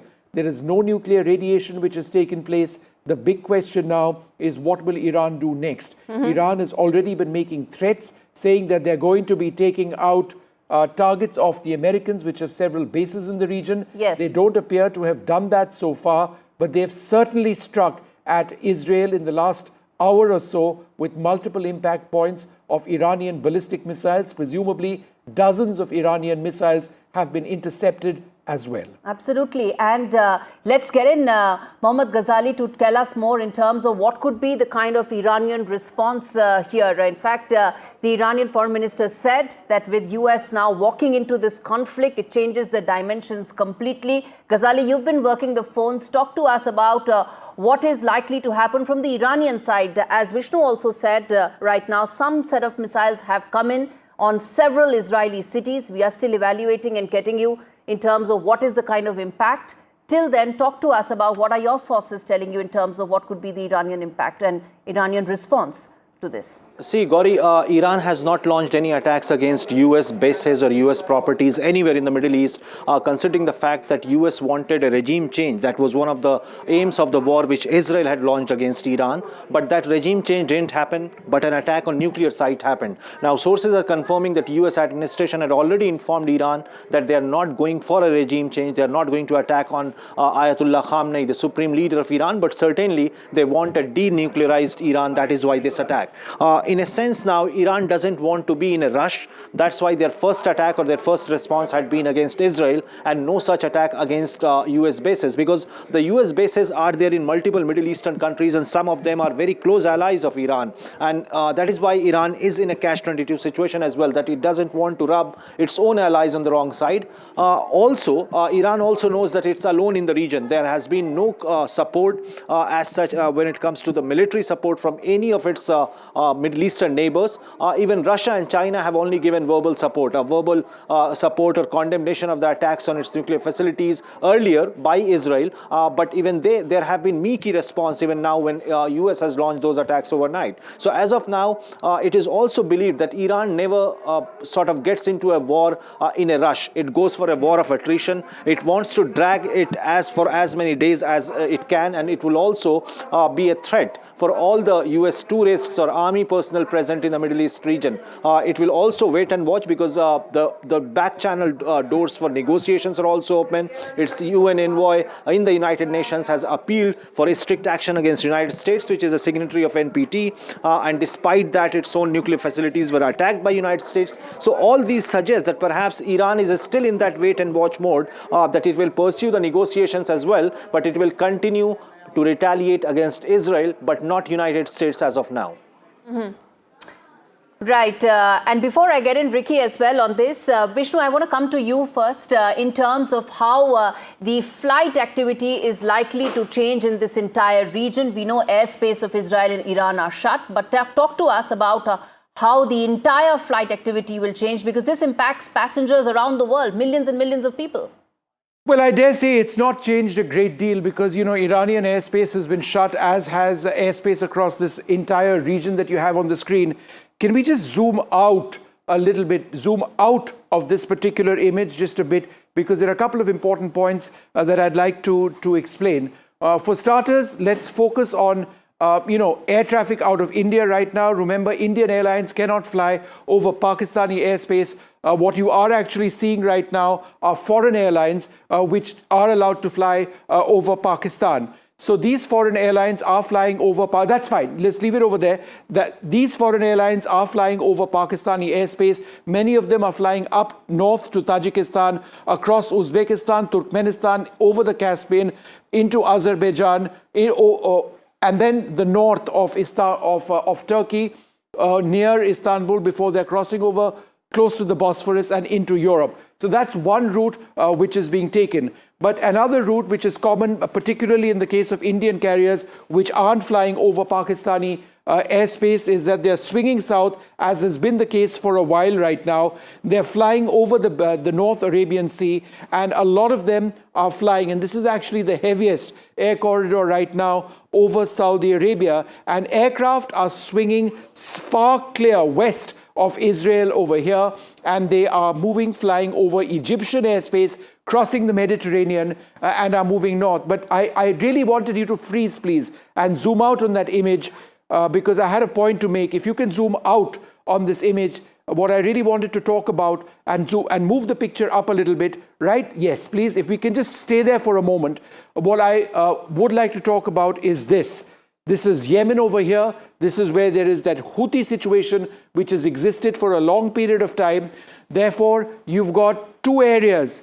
And Gauri, this is interesting over here, is that all of Yemen over here, no aircraft can operate in this area because of the Houthi threat which exists in this particular area, and no aircraft can operate in this particular area because of the ongoing situation between Israel and Iran, US now involved. Therefore, in between lies Saudi Arabia, and this is now the densest corridor for air traffic around the world. Yes, there is another route north of Iraq, north of or alongside Turkey, which is also being used, as we can see here, but it's Iranian airspace, which was a primary flight route, which has been shut down now for days, and this sort of scenario continues right now. It is a nightmarish situation at one level. Flight delays perhaps will continue to take place. They have been over the last period of time, but that's what the situation now is at this stage with regard to international air travel. Right,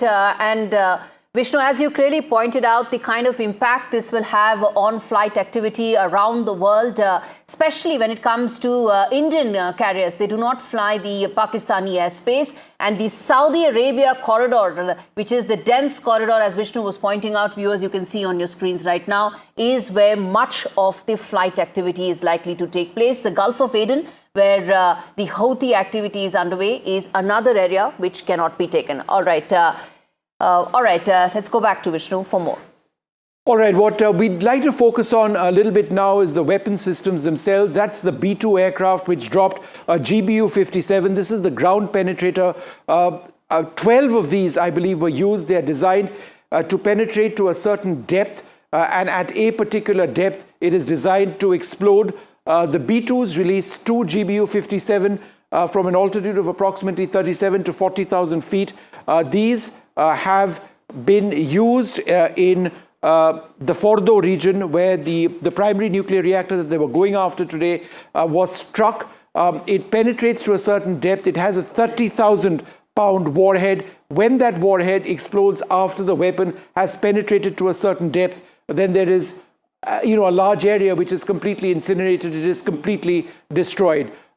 In addition to this, there are 2 other sites, and let's move to the next image, which were also targeted, which was Isfahan and another reactor, Natanz, as well. But those were targeted by the US using a different weapon system, the Tomahawk cruise missile fired by submarines in the Persian Gulf, and possibly warships as well. But let's talk about this a little while more. In a time period of 180 seconds, the bomb impacts the surface, the mountain, it penetrates, it goes down to a particular depth, approximately 200 feet is when it explodes. This has been designed to take out targets deep underground. And in the case of Fordow, which is the site which the Americans were really after, that is what has taken place. The penetration initiates through hundreds of feet of rock and perhaps concrete as well. Now, the Iranians have set up these facilities over decades. There are bunkers over there. There are hardened structures. There are, of course, the nuclear centrifuges. There are the nuclear reactors itself, and a lot else which America and Israel believes is at a state where Iran could have developed a nuclear weapon within a very finite period of time. That's what this weapon was out to destroy. What the impact of this weapon system is for Iran is very clear. Iran's ability to get its nuclear weapons program in order, or even basic nuclear plants in order, has been set back by several years. I would suggest up to a decade. Because with the air superiority that Israel and the United States have at this juncture, Iran's ability to do anything nuclear at this stage has essentially been destroyed. Right. Vishnu, putting all that in perspective for us viewers, telling the kind of weaponry that has been used to bomb the 3 nuclear facilities of Iran. And as Vishnu was saying, in just 180 seconds, Iranian nuclear program has been set back by at least a decade, if not more. We're going to try and get images at some point of time to tell about the impact that has happened of these P-2 bombers. And as Vishnu was saying, that weaponry that is unprecedented and impact that is likely to be very significant. Viewers, if you're tuning in right now, what is flashing at the bottom of your screens is our next big interview that we're going to get very shortly, which is the Israeli ambassador who will be speaking to NDTV very shortly. But before that, I want to quickly play out this soundbite of Donald Trump when he announced the strike, when he said that Iran will pay even more if it doesn't stop from here on. Let's listen in to Donald Trump. The U.S. military carried out massive precision strikes on the 3 key nuclear facilities in the Iranian regime: Fordow, Natanz, and Esfahan. Everybody heard those names for years as they built this horribly destructive enterprise. Our objective was the destruction of Iran's nuclear enrichment capacity and a stop to the nuclear threat posed by the world's #1 state sponsor of terror. Tonight, I can report to the world that the strikes were a spectacular military success. Iran's key nuclear enrichment facilities have been completely and totally obliterated. Iran, the bully of the Middle East, must now make peace. If they do not, future attacks will be far greater and a lot easier. There's no military in the world that could have done what we did tonight. Congratulations, President Trump. Your bold decision to target Iran's nuclear facilities with the awesome and righteous might of the United States will change history. In Operation Rising Lion, Israel has done truly amazing things. But in tonight's action against Iran's nuclear facilities, America has been truly unsurpassed. It has done what no other country on earth could do. History will record that President Trump acted to deny the world's most dangerous regime the world's most dangerous weapons. His leadership today has created a pivot of history that can help lead the Middle East and beyond to a future of prosperity and peace. President Trump and I often say, peace through strength. First comes strength, then comes peace. And tonight, President Trump and the United States acted with a lot of strength. President Trump, I thank you. The people of Israel thank you. The forces of civilization thank you. God bless America. God bless Israel. And may God bless our unshakable alliance, our unbreakable faith. All right, colleague Ankit Tyagi is reporting for us from Ground Zero in Tel Aviv. He also had moved to a bomb shelter soon after some sirens played out. Let's listen into this ground report that Ankit has filed. as we speak, there are sirens which have now gone on in Tel Aviv, and like the protocol, we had to also run to the nearest shelter that we could find. This is, in one of the hotels, in fact, and everybody has been asked to run to this shelter. Let me very quickly tell you, like we were talking in the morning, and also show you the situation around. It's a small shelter. I hope that you were able to capture that, which said that go to the nearest center for security. So there is an anticipation as far as the counter reaction from Iran is concerned. There are a few people still out there, and more people, in fact, coming in as we speak with what is going on here in Tel Aviv. Small space, but at this moment it's people have been instructed to reach, and even on the streets we saw very, very quickly how everything turned, and as soon as these sirens began, there are people, those who have been instructed to reach these shelters, everywhere that they could. There is no all clear given. People will have to stay in these shelters. No matter where you are, what you are doing, you have to run to one of the shelters as soon as you can find them. He's in the shower, my husband. Go bring him. Your husband is in shower? In the shower. Go bring him. Yeah? I cannot take him out. He's not scared? He is, of course he's scared, but he's in the shower. Would you open the door for him now? So this lady, in fact, despite what is happening, the humorous side continues. She says that her husband is still in the shower, waiting to come to this shelter at this moment. I'm from India, ma'am. Oh, tell me who. Yeah, I'm from India. India, no? India. Yeah. Oh, we love India. We love. All right. Let me show you. We have. Sorry, what? No pictures. All right, but. They want to say we love India. I've been to India. We love India in Israel. Love India. Thank you. The Thank you. Israeli loves India. You're hearing, the conversation that we are having with our fellow occupants of this shelter, despite, and it also tells you the readiness as far as Israel and the people of Israel are concerned. They are prepared for these kind of situations, and that is why it's a part of life. There is somebody else who is knocking on the shelter door as we speak, and he's the person who was in the shower, as I was telling you earlier. So while the situation remains quite tense outside, at least there is the sense of humor alive in the people, and everybody at this moment crammed in this. We are about 8 to 10 people, along with a few pets here. All right, so Ankit Tyagi reporting over there. Just in the last little while, we've now got information of Israel's response.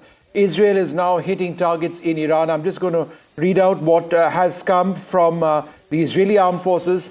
And I quote, the Air Force has now begun a wave of attacks against military targets in West Iran.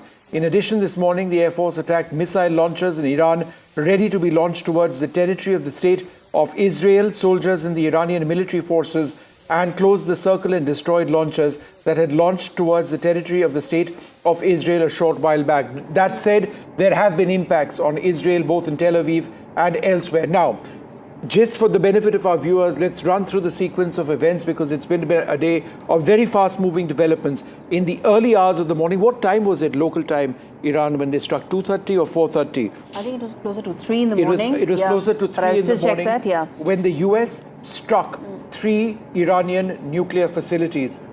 Iran responded by hitting Israel, and now Israel is hitting back at Iran. That's the sequence of events. Let's go back to our colleague Ankit Tyagi. You've been to India? Yes, I've been to India. I love India. I love the Indian people. I've been to the north and to the south. I traveled. A lot of people back home. A lot of Israeli people love India.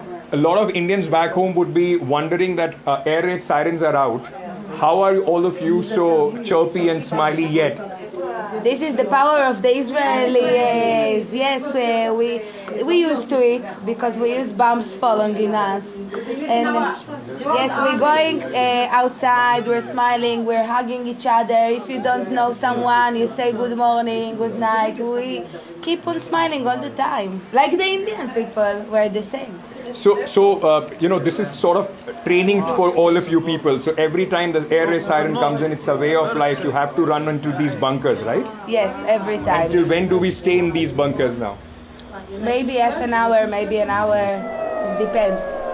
If it comes from Gaza, so 10 minutes. But if it's from Iran, sometimes an hour, sometimes less. Is there a sense of anxiety or fear as well with what has happened? Of course. We're very scary. We don't go out all the time. We don't traveling. I didn't saw my family. They're in Haifa, in the north of Israel, for 2 weeks. We're very scary, of course. Have you spoken to them? Are they safe? Yes, they're okay. That's. We have a WhatsApp group. Every time there is an alarm, we're texting. Siren, we're texting. All right, there's news coming in. Iran's first response to American strikes. Iranian foreign minister has said that US violated the UN Charter and has said that Iran reserves the right to strike back and says no contamination so far at the nuclear sites. So the 3 nuclear sites that were hit today by the B-2 bombers. As of now, Iran has said no contamination till now at those sites. Vishnu? The B-2s and Tomahawk land attack cruise missiles launched from US warships, which struck Natanz and Esfahan. So let's see if we have that response. Do we have a soundbite of a response, or is that just information? All right, so that's the information that Gauri has read out. But let's just now look at the larger issue. And the larger issue is, what will Iran do next? Because what Iran was trying to do over the last couple of days, which America and Israel have interpreted as just buying for time, was nonetheless an effort at diplomacy in Europe, where what they did is they tried to reach out to European interlocutors and said that there was a fairly promising plan in place as far as their nuclear program was concerned, but that Israel never waited. They went ahead and struck. Now, that is a fact, but Israel believed that had they not struck, then Iran would have been a very short period of time away from actually developing nuclear weapons. Yes. The question was whether America would actually be part of the attacks. Well, that question has been answered. So the larger issue is what happens now. Is diplomacy still on the cards? Well, I would suggest, Gauri, that it's not diplomacy in the way that Iran wants it. The fact of the matter is that it's no longer about whether America and Israel will stop attacking and then bring Iran onto the table and then they have a conversation. America has struck, Israel has struck, Iran itself has struck Israel, and therefore there has to be a larger conversation, an immediate conversation on what happens next. Will the fighting end? Absolutely. And let's, in fact, Vishnu, while we wait for more details and we keep getting all the latest updates, let's walk our viewers who are tuning in right now in terms of what really happened right now, which is that at 3 o'clock Iranian time, US forces did strike 3 of the nuclear facilities in Iran. And the B-2 bombers were used, and something that Vishnu also told our viewers about, that the scale at which this attack took place, the 3 nuclear facilities, they were struck. And after that, Donald Trump also said that if Iran doesn't stop right now, they are willing to strike once again. That's a very important statement that was made by US President. Following that, in the last couple of hours, one has seen that Iranian the commentary that has come in from Iran continues to be very hawkish. They've hit, reports indicate that they have hit Israeli cities. Sirens have been sounded out. Some attacks have taken place. Iranian missiles have hit Israeli cities. And in response, Israel has launched fresh strikes against Iran. That is how things stand right now. And as we are telling our viewers, there is a deep American presence in that region, which, if, of course, impacted, will escalate this further from here on. Vishnu, let's quickly now get in a voice joining us from Melbourne, from Australia, Michael Feller, to talk more about, who's a co-founder and the chief strategist of geopolitical strategy, to understand from here on, how does it look? Mr. Feller, as things stand right now, the situation continues to be very fluid, very volatile. Fresh attacks, both from Iran and Israel, against each other. Yes, that's right. Thanks for having me. Certainly fluid, early days. But certainly Iran is not going to back down now. I think they've made that clear. It's only really a question of when and how they strike back against the United States.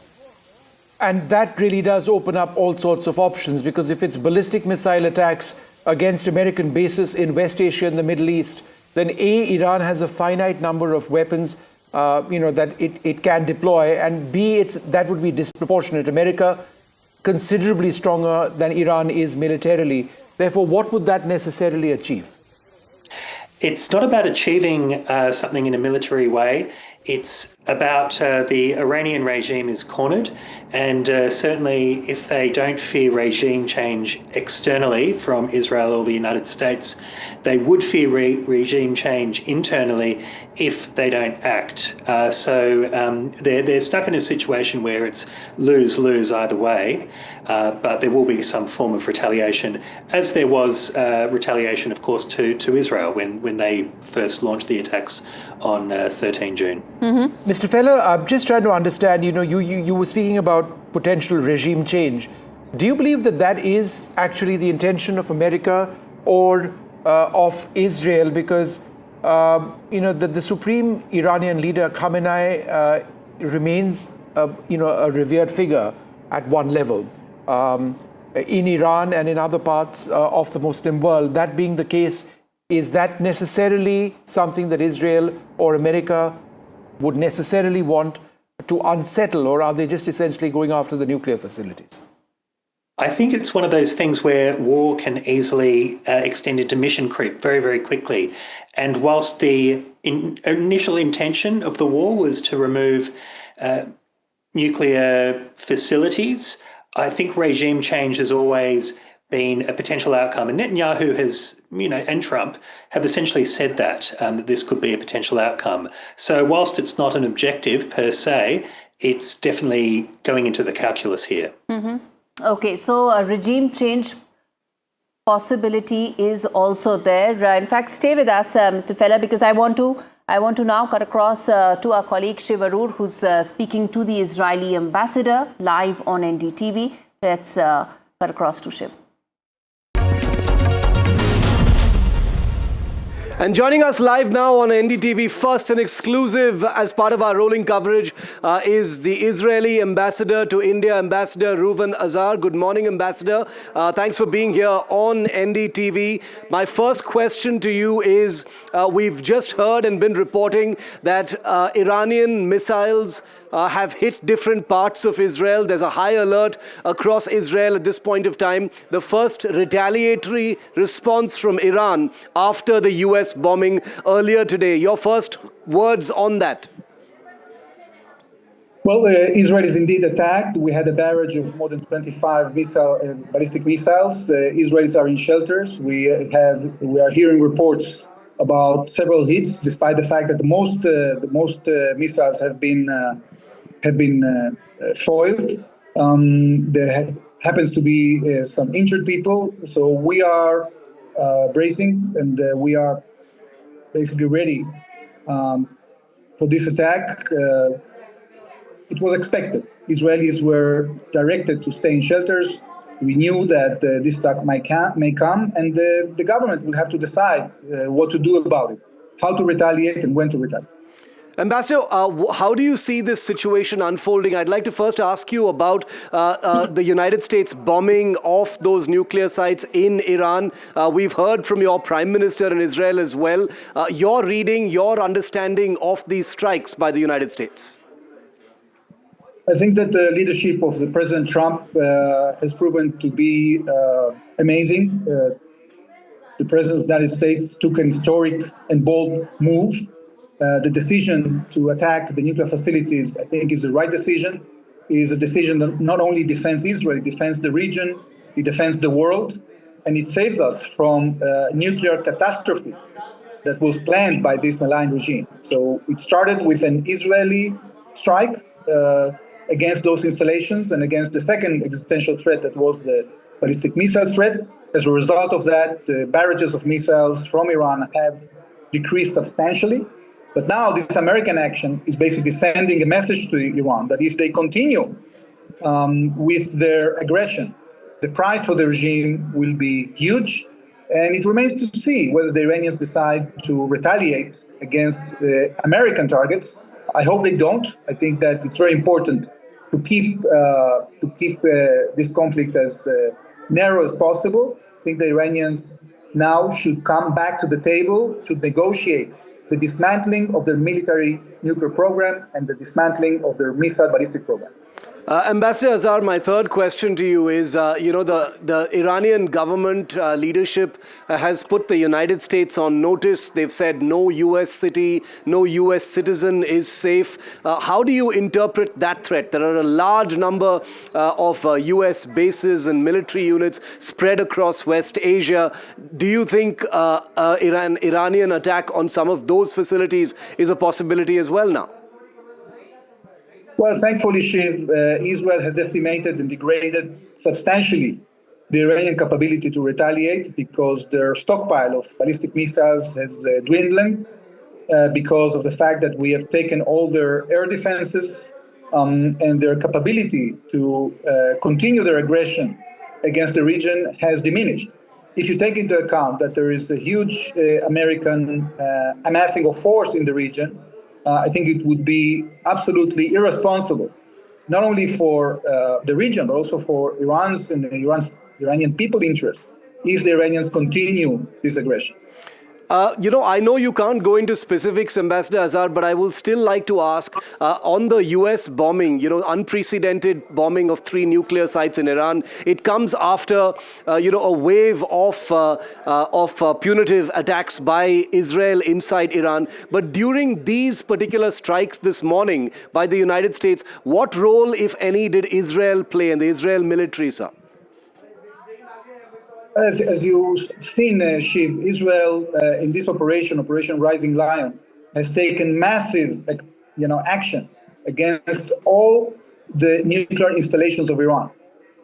The Iranian military nuclear program was spread around more than 70 locations, and we systematically pounded these locations in the course of the last 10 days. There were some locations, like the facility in Fordow, that is deeply underground, which the United States have capabilities to strike it more effectively.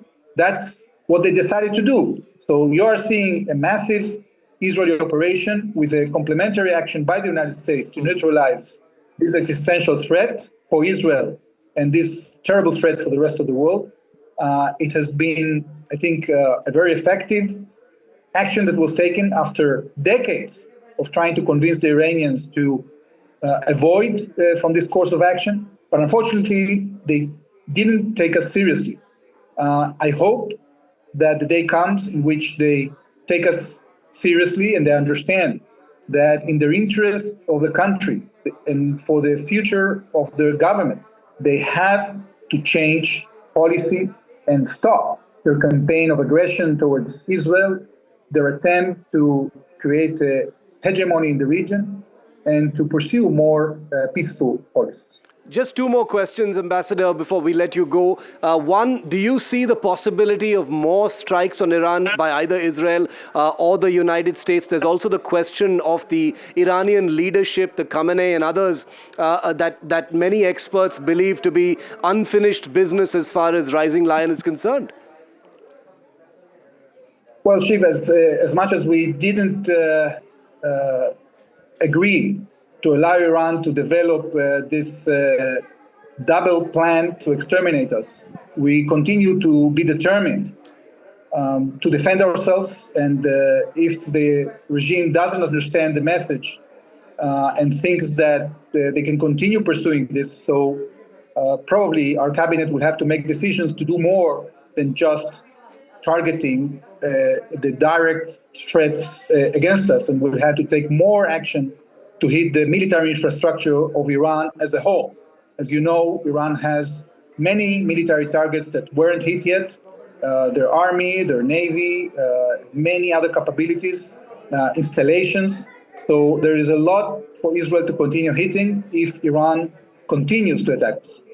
My final question, Ambassador, is India is, of course, watching everything playing out very closely, specifically on the evacuations of Indians from land borders in Israel. Can you give us an update on that? I know specifics are evolving right now, but whatever you can share with us, because there is concern about their safety as well. Well, we of course, are taking care of all the residents in our region, including the Indian nationals. We are in coordination with MEA. There have been initial efforts to evacuate those Indians that want to leave through the Jordanian border, and we will continue this coordination in order to make sure that no Indian citizens become under threat. Ambassador Reuven Azar, thanks very much for speaking to NDTV. Thank you. Thank you, Shiv. And Gauri and Vishnu, that was the Ambassador of Israel speaking first and exclusive to us here on NDTV. I think it remains pretty clear that there could be more exchanges. Iranian missiles already in the air. Some have hit different parts of Israel. It looks like another exchange is probably something we can expect. Indeed, that was the big exclusive that we have for you viewers. Shivarur in conversation with the Israeli ambassador. And as he mentioned, Vishnu, this is very important that there can be more exchanges going forward. And just before this interview, we were talking about how another round of exchange is already, exactly, it's already taken place. Yeah, in fact, let's just go through that because that is an absolutely important point. Israel has struck Iran's military installations. Iran's aggression now will be irresponsible is what some of the messages are that we've been getting. In fact, we got that from the Israeli ambassador as well. But by way of information, what I can say is that Israel has been striking targets in western parts of Iran in the last little while. They began targeted strikes on military targets in West Iran. I'd just like to let our viewers know that in the next 10 to 15 minutes, we will be providing extremely high-resolution satellite imagery of the Fordow facility. These were pre-strike images, not the post-strike images. That's going to take some time. But just to give you a context of what the Americans struck, we'll be bringing you those satellite images very, very soon indeed. Gauri? Indeed. And that, I think, is going to explain, viewers, in detail the kind of impact that these strikes have really happened. I want to get in Mohammad Khatibi, who's an Iran analyst, joining us from Tehran. Mr. Khatibi, thank you so much for speaking to NDTV. The latest update that's come in as we speak is that the IDF has said that it's begun strikes, a series of strikes towards military targets in western Iran. You are there in Tehran. Talk to us about what is the situation right now on ground, and then we talk about some of these specific strikes that we are mentioning. First of all, thank you for having me. And now there has been an escalation, and this is the U.S. attack on Iranian soil. And this will not be met with ease because this is a first, and Iran now has the right to defend itself, not just against Israel, but against the U.S. Now, Iranian leadership is thinking that U.S. bases in the region are now a legitimate target, and Iran has already given a letter to the UN Security Council to discuss this current situation.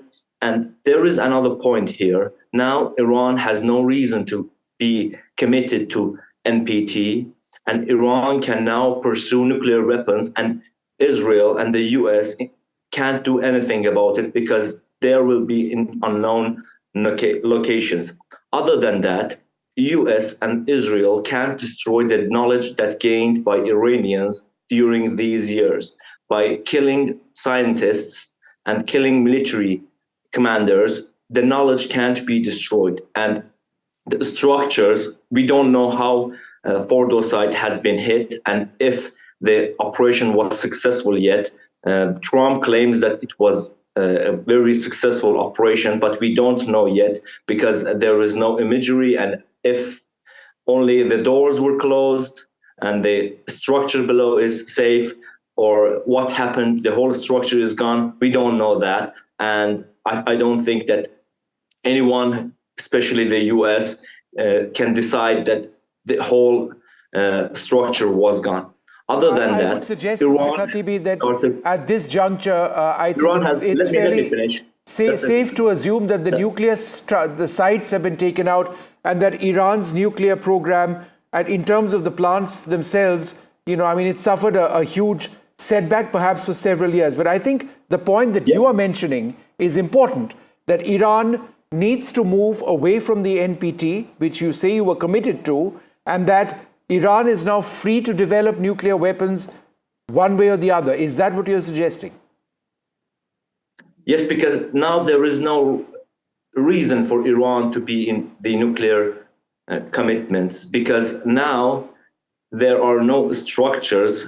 There are some structures left, but these put Iran maybe 1 or 2 years back. But Iran, if Israel and the US want to destroy the whole situation, whole structures, they should re-attack Iran in 1 year, re-attack Iran in 6 months. And I don't think that neither Israelis nor the US want this, because now they are pressuring Iran to surrender, but it is not the case. Okay. Iran has prepared itself for a long war, and the number of missiles it is directed against Israel is very low compared to what it has in its arsenal. Okay. And Iran is preparing for a long war because it knows that those interceptors can be a logistical problem for Israel and the US.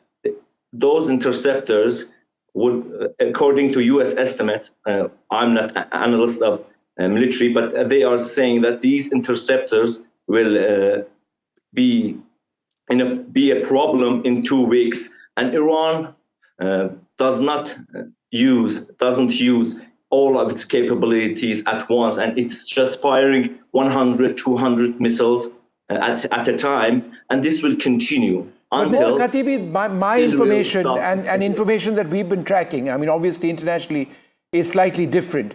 That after the last round of missile exchanges with a few months back with Israel, you would be down to 2,000 to 2,500 ballistic missiles, of which several hundred have already been expended. Israel would perhaps have taken that into account. The question is, if you do choose to attack America, in addition, American targets in West Asia, in addition to Israel itself, Iran faces the same situation which you feel that Israel faces, that you could run out of ordnance yourself. Therefore, how is it feasible for Iran to militarily continue? There is a logistical problem.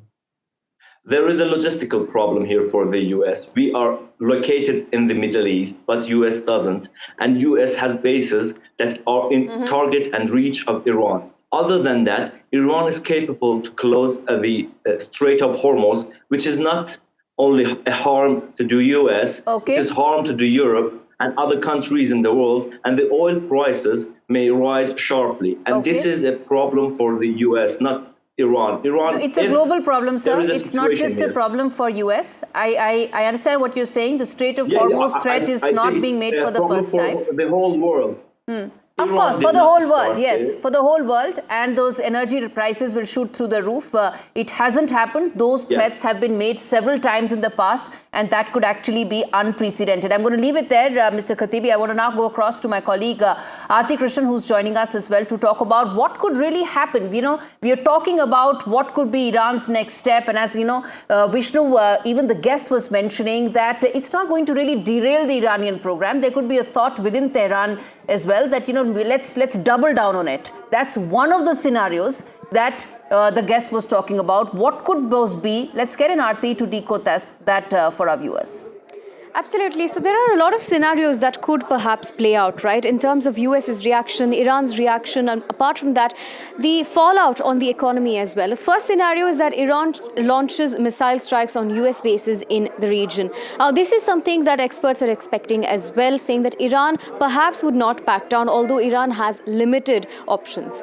Now, in terms of the scenario 2, Israel goes on high alert and preemptively hits IRGC targets. So this, of course, is Israel Israel's reaction, Israel also would not back down. Now that it knows that the US supports it and US has entered the conflict, Israel has more confidence to react, and it could preemptively attack areas in Iran. Third scenario, Iran activates Hezbollah and proxies to strike from Lebanon on Iraq and Syria. Now this, of course, Iran's proxies in the Middle East, including Hezbollah and Hamas, could perhaps strike Israeli targets and in other areas, especially from Lebanon, Iraq and Syria. Now, global oil prices, like I said, the economic fallout, global oil prices spike amid fears of Strait of Hormuz blockade. Now, this is something that we saw as well. Iran had come out with a statement. The aide of Khamenei had said that perhaps the Hormuz Strait would be blocked, which again would affect trade. And that is another fallout that a lot of people were fearing would happen. The fifth scenario, China-Russia call for restraint, but quietly back Iran diplomatically. Now, this, of course, is another big fallout that could happen in terms of diplomacy, where China and Russia back Iran, but quietly, and that still gives Iran more power to fight against Israel and the US. All right, Aarti, putting us through that very important scenario building in terms of where does this war, this conflict go from here, and some of those scenarios could actually mean a serious escalation from here on. Already, you're getting that sense from Iranian commentary, which has been very hawkish, given the presence that America has in that region. Any attack whatsoever on those assets would mean a major and serious escalation. I want to quickly now play out some of the important sound bites of analysts and experts that NDTV has been getting for you viewers as we continue our rolling coverage of the biggest escalation that one has seen in Middle East in decades. Let's play out some of those sound bites. We can come back and continue this. These were the three sites, especially Fordow, but there are also Natanz and Isfahan, that Israel had already hit all three, but Israel doesn't have the capability to destroy them and basically take them off as a part of the conversation.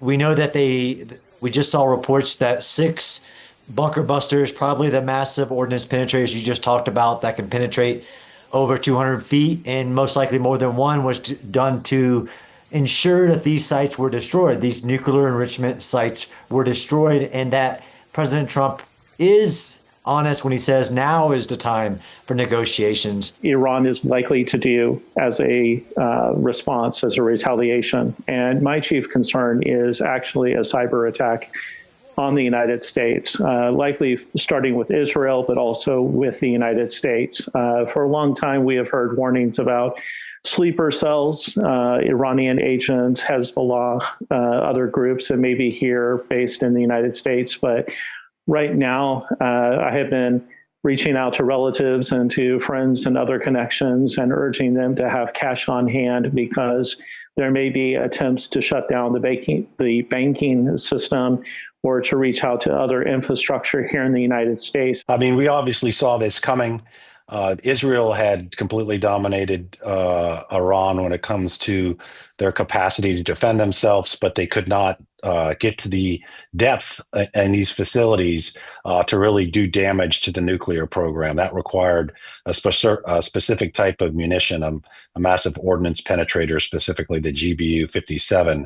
And only the United States had that and the capacity to deliver it, which was done by the B-2 Spirit aircraft. But I'm sure the U.S. intelligence community is working hard to determine just how much damage they did. But I think the estimation would be they would set these programs back many years, 3 to 5 years. And that's what they're looking at now. Of course, now we're looking at what Iran's going to do in response.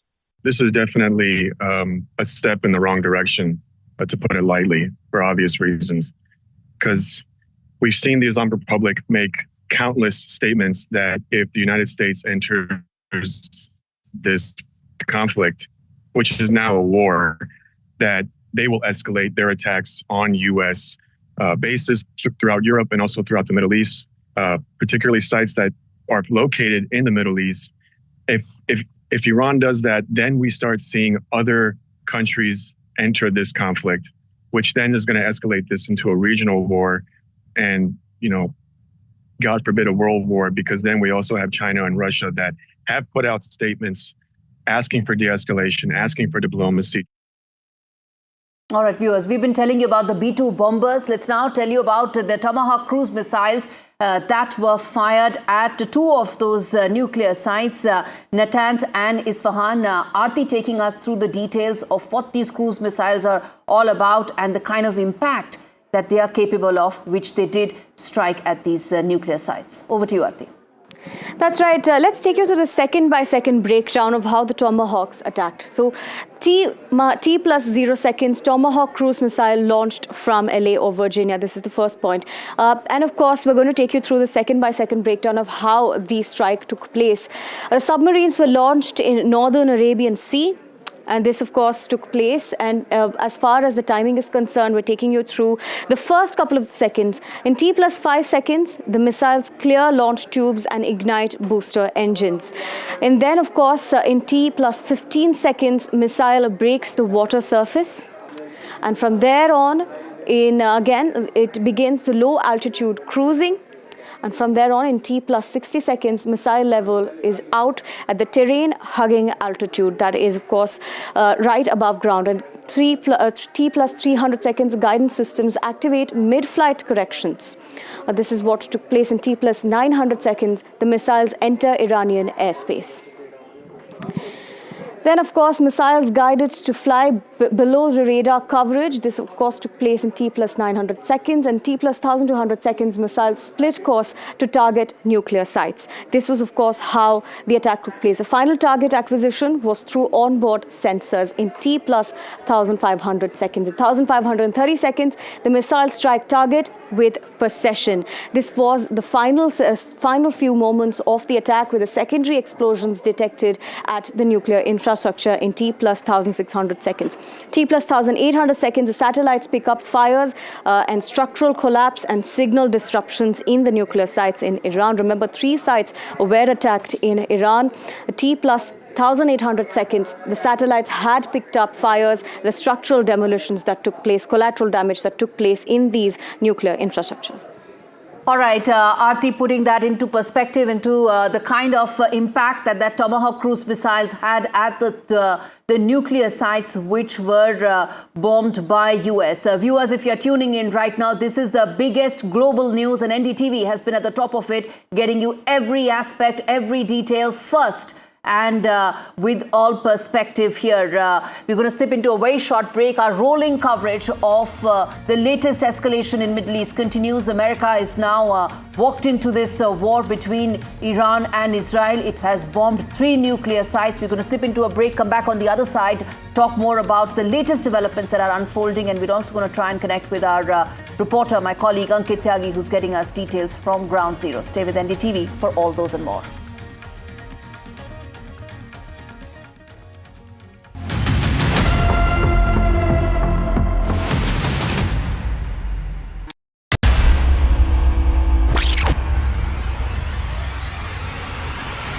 The last 1 month, if you see, the share prices of Genzol Engineering has fallen more than 58%. Why are the rating firms calling the debt payments as default? We have 2 credible credit rating agencies on March 4th coming and downgrading the stock to D. Statements are consistently being proven wrong, right. And transactions are being taken place which are different from what they were originally pictured to be.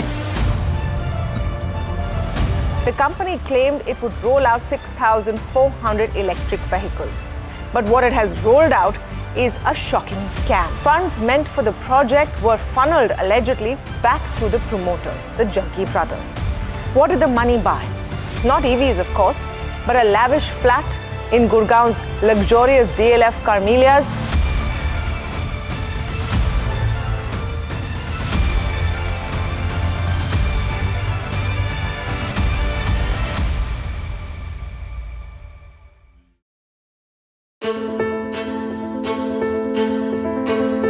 News is not just headlines, it is what impacts you. And news should never be mistaken for noise. What matters is the reality. Accurate, in-depth, and with the right perspective. For over 20 years, I have been a journalist, and never has clarity mattered more than now. At Newsnight, we go beyond the surface. We dissect the details, challenge the narratives, and bring you the unparalleled clarity you deserve in a world clouded by misinformation.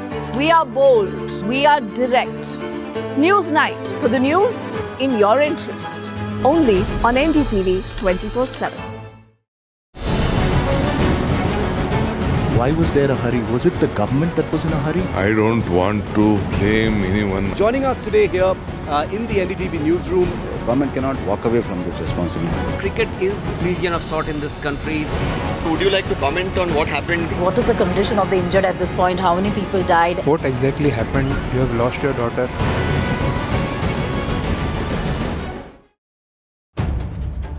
If it matters to you, if it matters to you, if it matters to you, it matters to India. It matters to India. And it matters to me. And it matters to me. India Matters with Warroom. Only on NDTV 24/7. How often have you turned away from debates that descend into endless fights? We bring you a show where every question is answered, where every debate finds.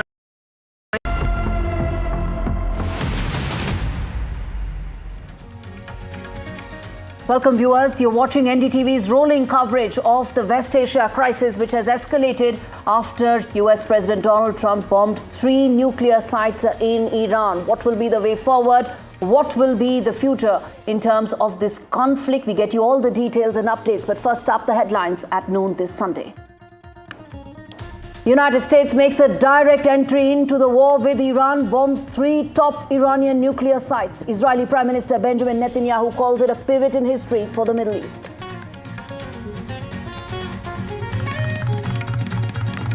Iran fires missiles towards Israel. Iran strikes residential areas in Israel as air sirens have been sounded across Israel. Iran says there are no signs of any contamination at the sites that have been struck by the US military. Radiation detectors have recorded no radioactive release after the strikes. Iranian Foreign Minister says United States has violated the UN Charter with these strikes. Big NDTV exclusive. Israeli envoy speaks to NDTV, says more strikes likely soon and assures that safe evacuation for Indians will take place in Israel.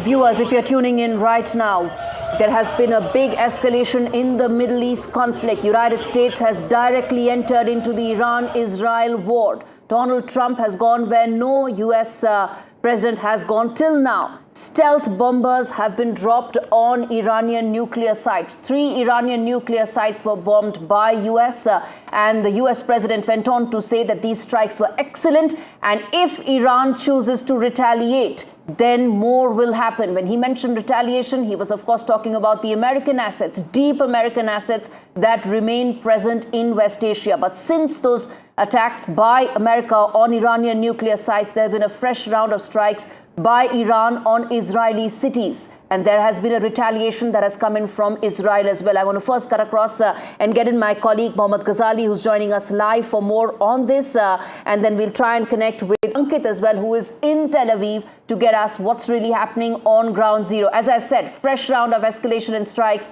are continuing between Iran and Israel. The situation remains volatile. The area, the region remains completely fluid. Ghazali, you've been working the phones. Talk to us about what is it that your sources are telling you in terms of the Iranian establishment.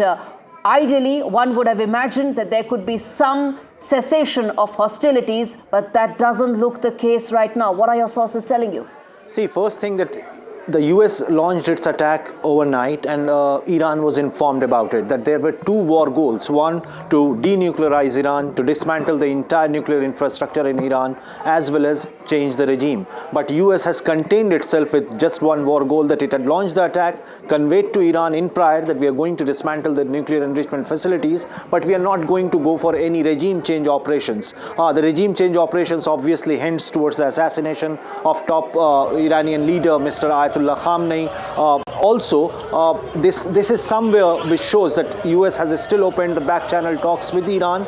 Iran continues to maintain its stand that it can't compromise on national sovereignty, it can't be suppressed into negotiations, and that is why these attacks have been launched against Israel. There have been no attacks yet from Iran towards any of the US bases in Middle East, largely because of the fact that most of these bases are based in those countries which are also close allies of Iran. Let's say the American air base in Qatar. Qatar has been involved in the negotiations when it comes to Gaza hostages. Iran is also one of the stakeholders there. Now the ground situation is that Iran is launching attacks towards Israel, and we have seen around 22 to 27 missiles have been launched towards Israeli cities of Tel Aviv and Jerusalem and Haifa, and we are getting those visuals of damage. The situation is still emerging. The authorities there are still assessing the damage being inflicted on certain areas in Israel right now, but the situation is very fluid. Iran has been appealing the United Nations Security Council to there's more breaking news coming in. I want to address that and get in Zvika Klein, who's joining us live from Tel Aviv, to get a sense of how things are right now on ground. He's the editor-in-chief of Jerusalem Post. There are updates coming in, Mr. Klein, which says that Iran has targeted the Israeli airport, Ben Gurion, and has targeted command centers in Israel as well. Tell us what's the situation right now on ground, the latest update that you can share with us. Hello, good morning from Jerusalem. As much as I know, there hasn't been any attack on the airport. It remains to be seen, I think. But the attacks really were mainly in Tel Aviv and in Haifa, and there's dozens of Israelis injured, including children and elderly. But most of the injuries are actually light wounds. Thank God, because people are in their shelters. And obviously, everybody is uptight and uptick as a result of the American attack. And most Israelis were hoping for this type of attack to join Israel and to show partnership, and it did. And therefore the situation will probably also become a bit more dramatic. It's important what you are saying. You are saying that there has been no attack or attempted attack on Ben Gurion Airport. The reason I'm asking you about this is because Iranian television, their state TV, says that several sites, including Ben Gurion, have been targeted. Targets include support bases, command and control centers, etc., etc. Now, that's a claim. What you are telling us as an independent journalist is that Ben Gurion Airport, which is obviously so important, has not been struck. I mean, that's your information. Is that right? 100%. And I'm just like you. I'm just looking at the TV next to me to see if I missed something possibly. Right. They may, by the way, they've been trying to target it. The question is, did they hit? I haven't had any indications up until now that site was hit. Mm-hmm. All right. In terms of what Israel may be planning next at this stage, because we've seen just by the sequence of events, America struck Iran. We've seen Iran striking Israel. Israel struck back. Could you tell us more about the Israeli offensive in the last, I guess, half an hour or so? Yeah, I mean, the Israeli offensive is continuing to attack sites that are not civilian, as opposed to Iran. Sites that are military bases, missile factories, etc. And they're continuing to do so for 10 days now. And it's actually surprising, dominating the airspace in Iran, being able to go in and out as they wish. Mm-hmm.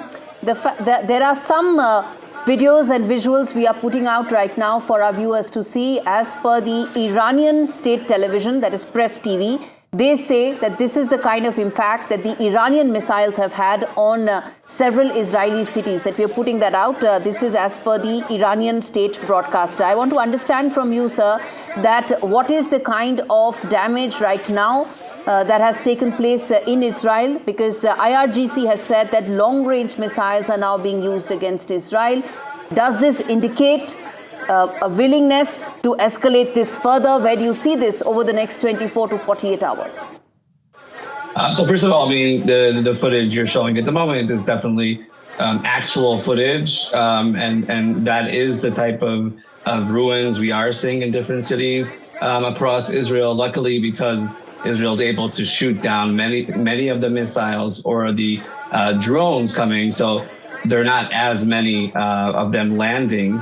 But definitely, yeah, when the missile lands, that's the effect it has on a building. And as opposed to missiles being sent by the Houthis from Yemen or from Hezbollah in Lebanon, these missiles are ballistic, as you said, long range, and the effect that they have is a lot more dramatic. As for the Israeli offensive, I think obviously Israel will retaliate. And I think a lot of Israelis' objectives have been already achieved. Therefore, if the United States, Iran, etc., will want to move on to some sort of diplomatic situation, Israel may actually, abide to it. Yeah. Mr. Klein, what is the regional impact of the American involvement in the strikes on Iran? I think it remains to be seen. Well, I think throughout the day or the next few days, it's a very good question.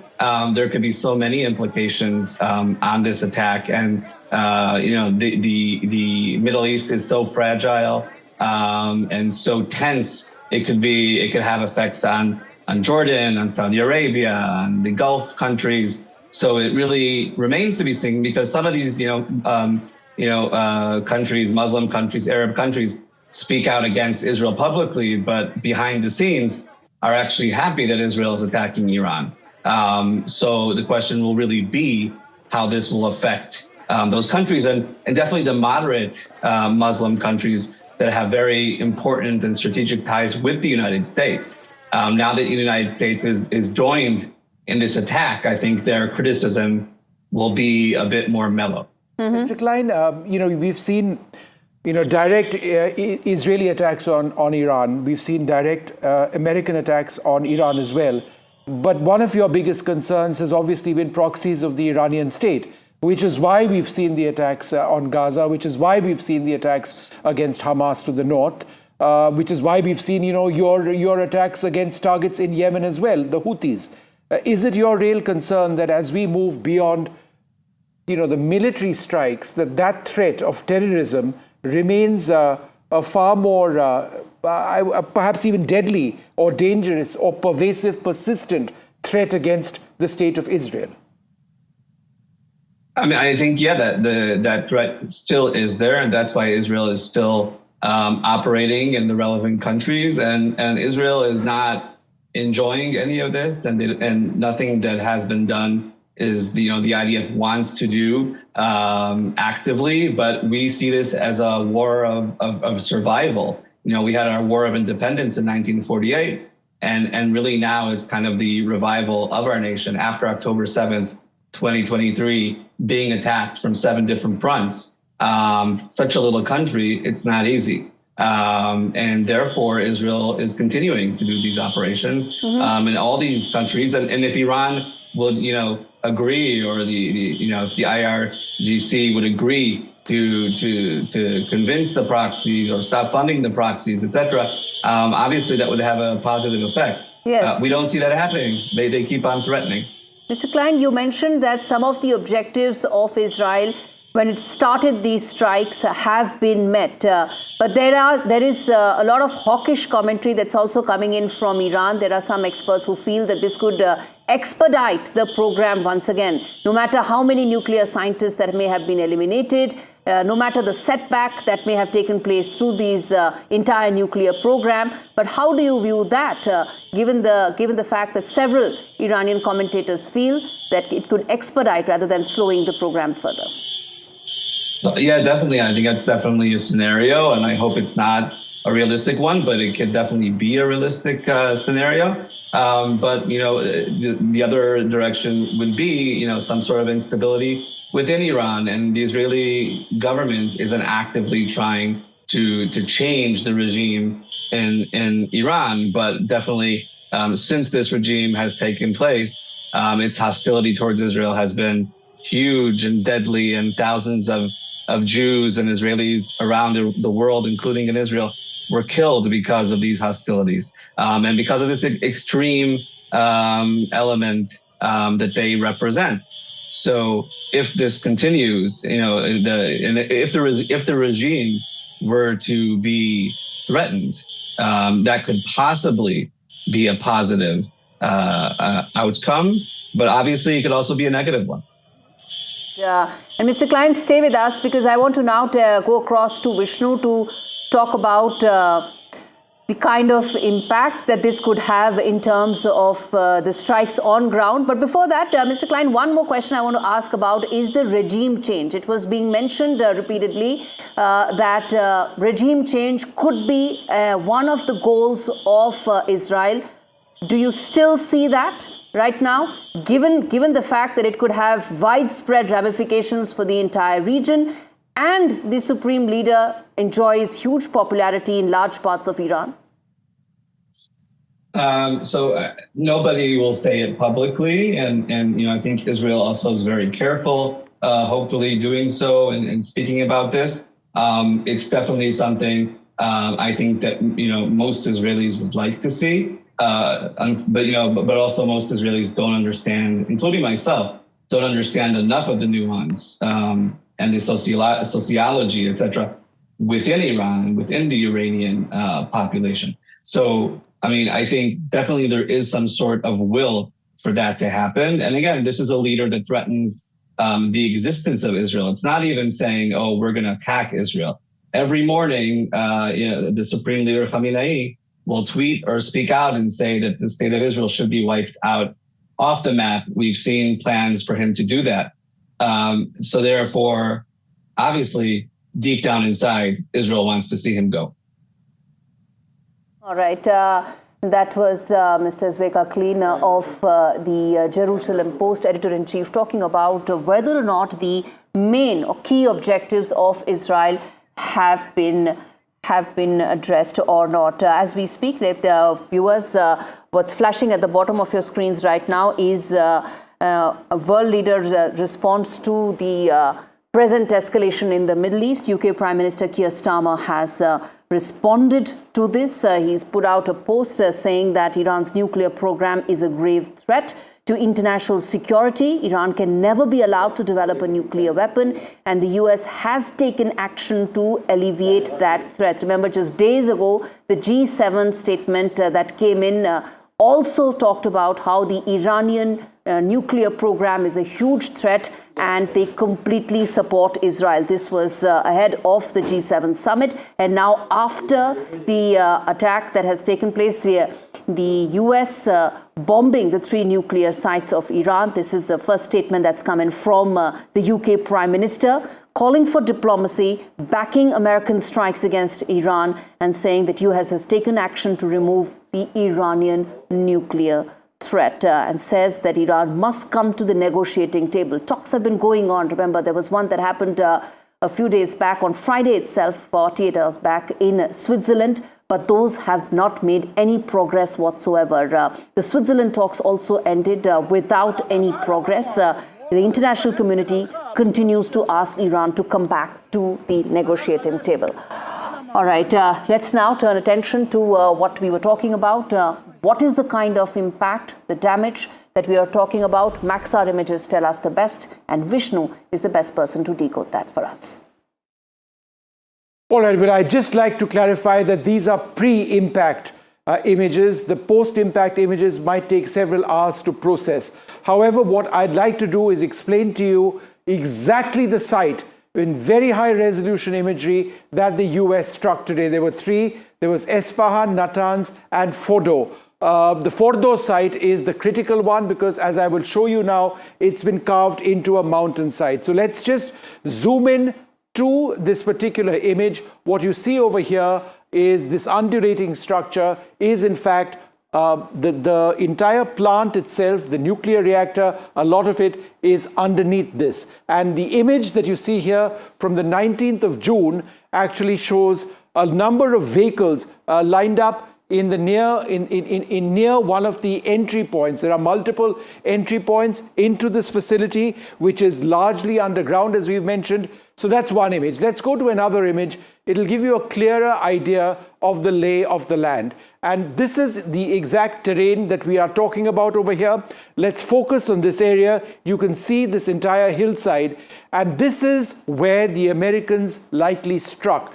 This is absolutely critical, because this white building, and I'll come to a close-up of that in just the next few moments, is where this white building is one of the key entry points into the nuclear reactor, which has been carved into this particular site. Zoom in even more, if we can, into that particular area, right? This gives our viewers an idea of the extent of what the terrain is. As you can see, not just the white building, pan the camera if we can, from left to right over there.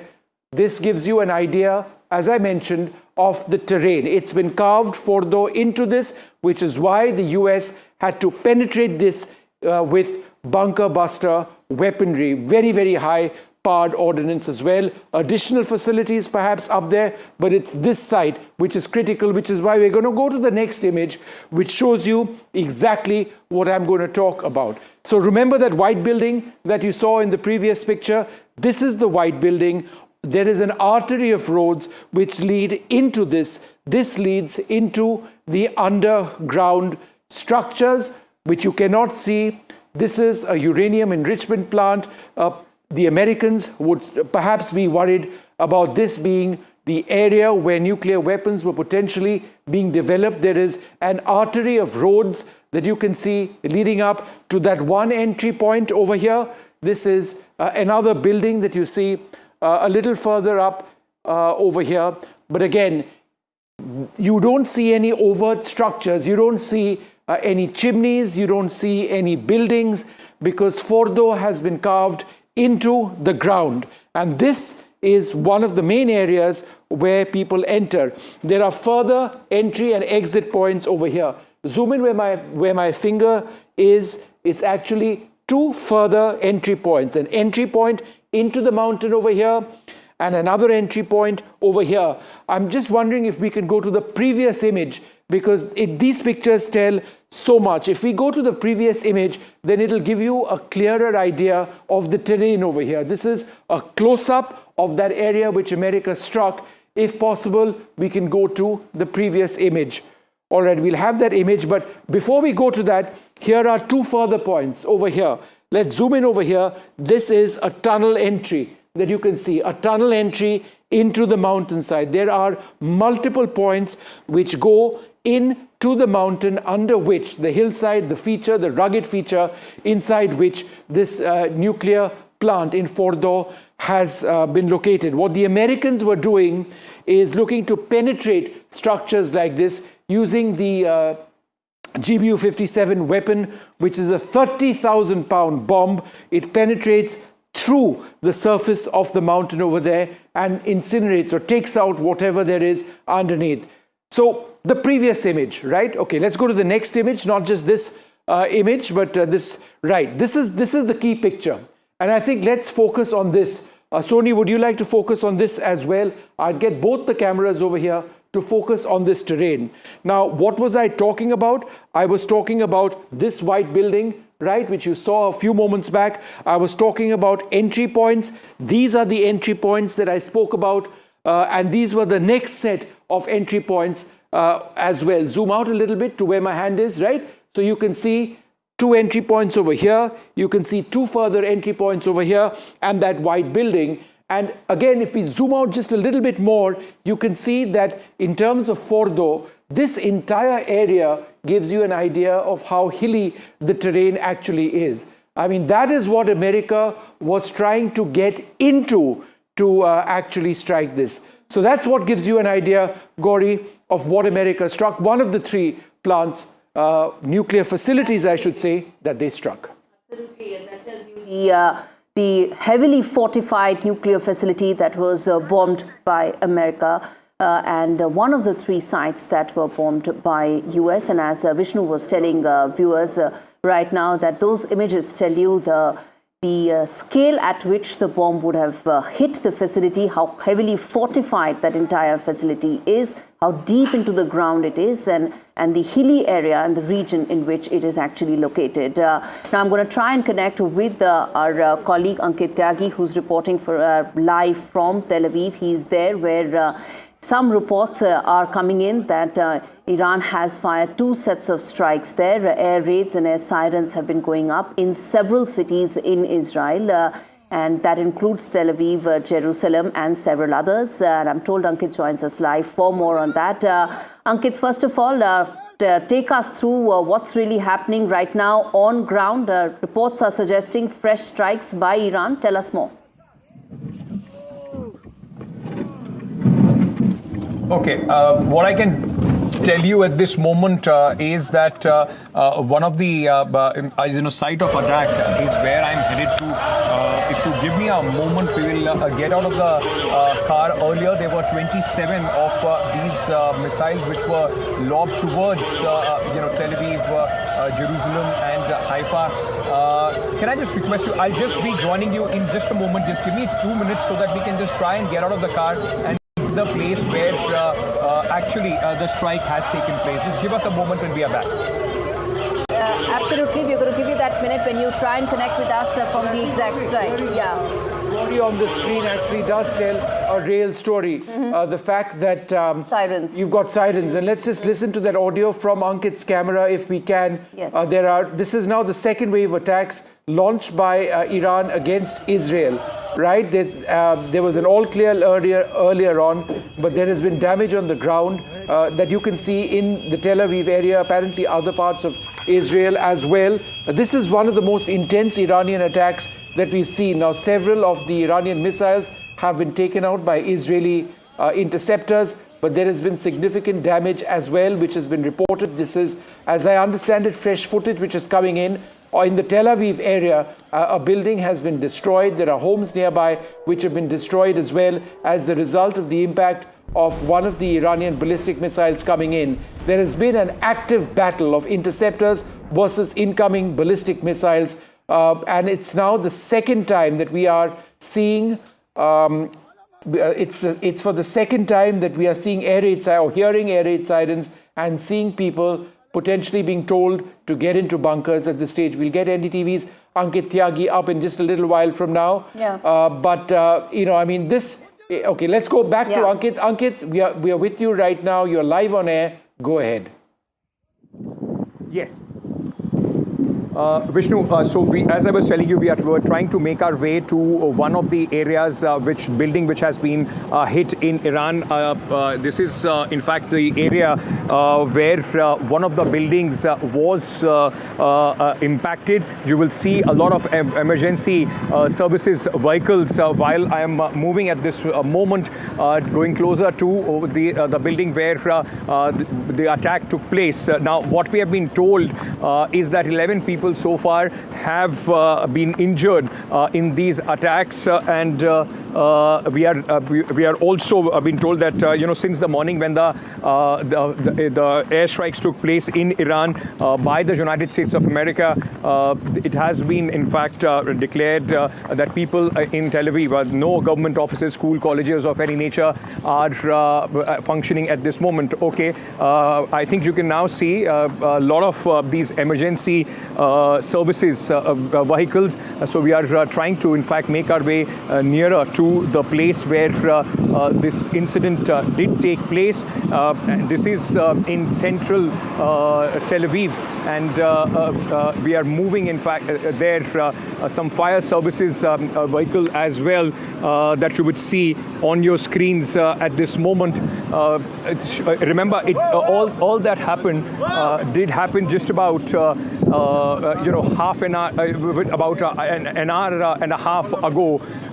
So still there are these emergency crews and services which are, on the job as we speak. But this is the situation in Tel Aviv, where we are reporting from at this moment. You will see other people, those who have been asked to, in fact, I can still see a lot of movement here, which is followed by massive amount of the security services which are operating in this place. There is some damage which has been sustained by this.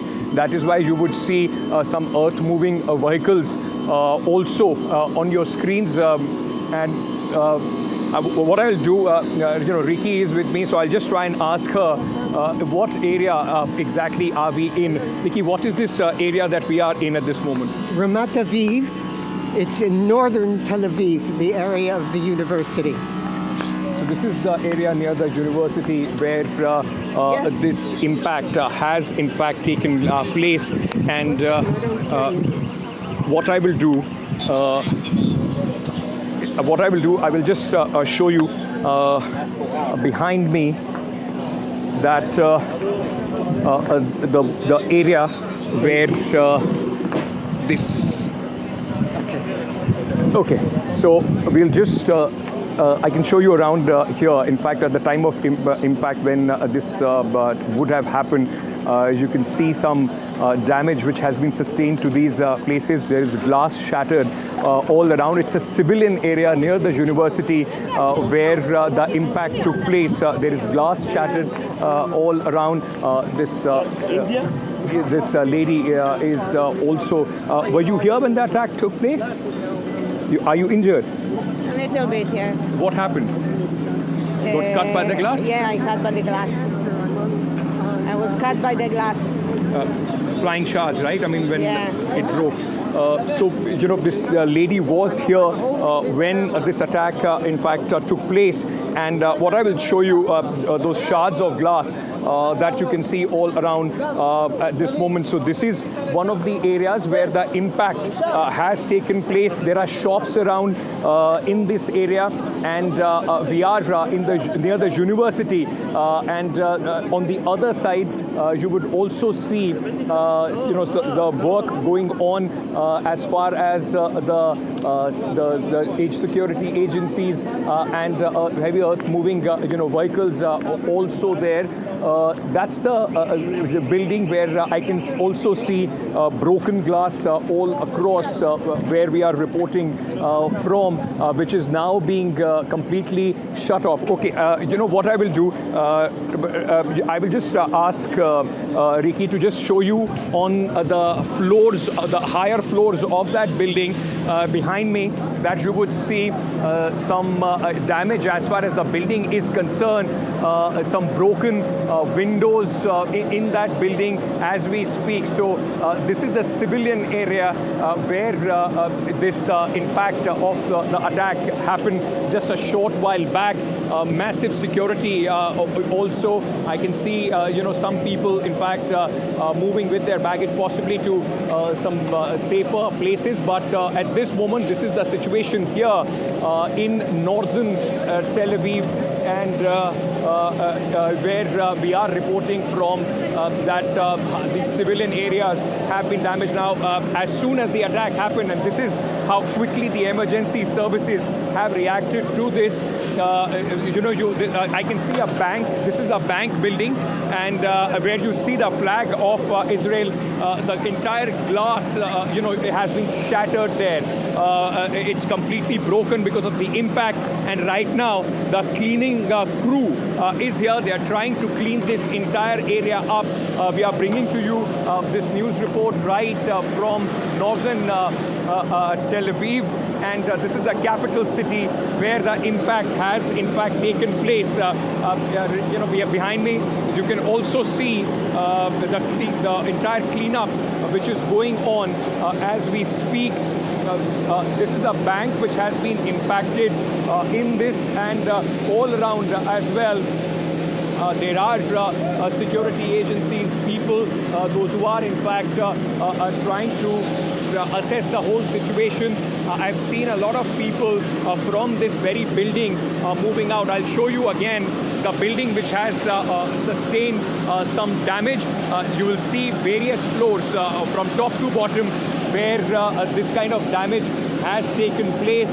There are, completely broken windows on this building. So I'm yet to assess, we are yet to know whether there is some sort of injuries that have taken place in this area. But what we know at this moment is that about an hour and a half, this is where exactly the impact, in fact, took place of that hit, the barrage of the rockets and the missiles that came in from Iran. Vishnu, go ahead. We'll keep coming back to you in a little while from now. We're also joined by Michael Feller. Thanks, Michael, very much for being with us. In terms of how this potentially escalates, and we don't want to get too far ahead of ourselves, but I think it is a question worth asking. If there is further escalation, how do you see it potentially going? And the reason I'm asking this is because we've already seen escalation. We've seen the US hit Iran, Iran hit Israel, 2 rounds of attacks, Israel strike back. So where is this headed? So it's a very good question. A direct Iran to US attack isn't the only vector. It could also be through the Houthis in Yemen. Their ceasefire with the United States is over, they say, or it could be through militias, Iran-backed militias in Iraq. And one of those militia leaders has already been killed on the Iran-Iraq border. Whether that was due to Israel or the United States, we may not know for some time, but it certainly gives an excuse to, I suppose, mobilize those Iran-supported elements. And remember, there are a lot of US troops still in Baghdad. There's in addition to the presence in the Gulf, I wouldn't be surprised if Baghdad was the scene of perhaps the next round of retaliation. Mr. Feller, I want to ask you this. There's an update and an official reaction that has come in from KSA, the Kingdom of Saudi Arabia, saying that they're following with great concern the developments in the sisterly Islamic Republic of Iran, represented by the targeting of Iranian nuclear facilities by US. I want to understand, how do you see the entire region now being impacted in the wake of several of these Gulf countries hosting large American troop presence, but at the same time their show of support and brotherhood to Iran? How do you see the entire region being impacted from here on? Yeah, so they'll be furiously back-channeling Iran to avoid attacking any US facilities which may impact Gulf facilities, let alone civilians. Saudi Arabia is in a real bind because it's also hosting a large number of Hajis at the moment. It's also hosting F-16s. New US F-16s have arrived to Saudi bases in the last 24 hours. All right, so Mr. Feller, let me interrupt you right there. Let me go back to Ankit, who's with us from Tel Aviv. Ankit, you were showing us the latest that is happening there right now on ground. Over to you. Well, this is a mall, like I was telling you, in this near the university in Tel Aviv, and a lot of shops in this mall have taken a hit. I will also show you just a reminder, in fact, how things began. Remember when on 7th October, these are some of the pictures of the people, those who were taken hostage in 7th October attack that took place from Hamas. And on the other side, you will see the current impact of this crisis, which is the war which is going on between Israel and Iran. This was just about, like I said, a couple of hours back. when the impact took place. You will see all these shops, completely, the glasses have been shattered, window panes are out. It seems to be a restaurant where you see this impact of the strike. This is a civilian area. This is the area, wherever I'm walking, I can see shards of glass all across. And even inside here, I will just try and give you a sense while we walk. In fact, a lot of these shops which have been damaged in this area, in this mall. In fact, some of the section of this has already been blocked. And as you see here, also on this side, there is damage here in the civilian areas of this. This is a shopping center. Thankfully, in fact, since morning it was shut. So I'm not sure whether, there are some reports of what kind of injuries that people have had at this place. We'll try and speak to a few, people, those who were present at that moment, or at least who came after this, because after the sirens went out, people do run out from these buildings. That another installation, in fact, one other shop, which is here, which has also been broken by the impact of this attack here in Tel Aviv. And all across at this moment, a few people I saw from those buildings which were around from India. My house was ruined. Your house is your house? It was hit. How far is it? Here, right here. Like 200 meters forward. That white building? Yes. Yeah? Yes. Which floor is your house? First floor. Yeah. So what is the damage? What happened there? I haven't been there because I was in my mom's house, but I think it's gone. Like no house.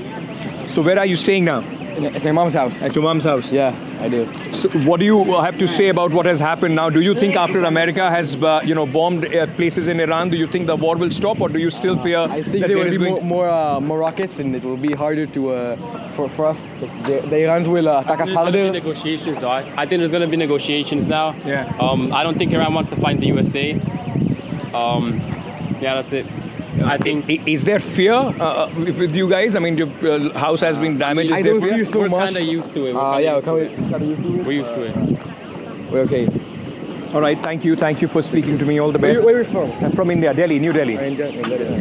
So like you were hearing, these two young boys, in fact, one of them whose house I showed you the building earlier, that white building on the first floor of that building, he said his house has been damaged. Thankfully, at the time of impact, they were not here. He was at his mother's place, a little distance from where I'm reporting at this moment. But it's, as I said, it's chaotic. There are a lot of emergency services, people already on, and this is something, since the time I have come to Tel Aviv at late last night, even in this stressful situation, people are, like that boy said, they are used to it. There is some sort of training so far that people have imbibed it, and as you see, as soon as the all clear sirens signal was given, people are out. I mean, those who have their shops here which have been damaged are trying to clean that up, move on, and others are also out, in all this area. What I'll try and do, I will try and see if we can go inside and also show you the place where, in fact, some more damage has taken place after the hit. This is the inside of this mall, and there is impact also here. Largely, wherever you see the glass windows, doors, they have completely been shattered. Doors have come off, and where we are standing at this moment is where people have come back to check and assess the kind of damage. You'll see that the shop owners are speaking to the authorities, giving them a sense of the kind of damage that they have sustained. This is possibly for insurance compensation from the government of Israel. But where we are standing, you will see this salon, which has also taken a hit, and this entire civilian area, the mall here, has been damaged in the retaliatory attacks that took place just a couple of hours back from that volley of missiles and rockets which came in from Iran. 27 is what we've been told. And as we speak, and as I come out of the other side as well, you will see the streets have been blocked. There are a lot of security presence. This building also has sustained some damage, though there is a lot of tree cover there. It will be difficult to show you, but I can see an entire first floor of this building. The glasses, the windows completely broken. Also, significant damage as far as this building is concerned. So this is the situation right now in northern Tel Aviv after the retaliatory strikes that took place from Iran, once the announcement was made that United States has now officially entered this conflict and has bombed the 3 nuclear sites in Iran. All right, thanks Ankit very much for sharing all of those details with us. Residential areas targeted, as we've independently and clearly been able to show with our correspondent Ankit Tyagi over there. Malls and banks. They're residential areas. All of it. This entire argument which has been made by Tehran that we aren't targeting residential areas, that's rubbish. Busted right here. That's been busted right here. This is our own video with our own journalist. We have seen what is being targeted over here. There is no military structure over here in that particular area. Let's go across to Hassan Zaidi, who joins us. Mr. Zaidi, thank you very much for being with us. Where exactly how exactly does Tehran intend to go with this? I mean, there have been attacks and counterattacks. Does Tehran start talking at this stage, or do you believe that Tehran will now hit American bases? Okay, thank you for having me. When it started with residential areas in Iran. They targeted the residential areas where military generals also live. So I think Israel is the last one who can nag about Iran hitting residential areas, even after what we saw in Gaza, especially in Gaza, where every building was destroyed. It was turned into rubble over there. And now the Israelis are calling and nagging that Iran is hitting the residential areas. I think it's not fair. On the other hand, Iran is going to retaliate against the United States and all its assets in the area, in the region, in the Middle East, in the Western Asia. And this time it's not going to be like the last time when Iran hit the Ain al-Assad air base in Iraq when Iran's General Soleimani was killed. So I think this time it's going to be a very vast war, and Iran is going to hit hard. And because Israel has already started a war against Iran, so there will be 2 fronts. The air bases and all those bases in this area. And on the other hand, the Israeli entity, we cannot call it the Israeli regime, the occupied territories will definitely be hit again. Let me put that across to Brahma Chilani. Mr. Chilani, you agree with what Hassan Zaidi is saying, that this is now going to escalate? Iran is going to, as per Mr. Zaidi, Iran is going to attack some of the American assets in the region, and America does have very vast and deep asset network there.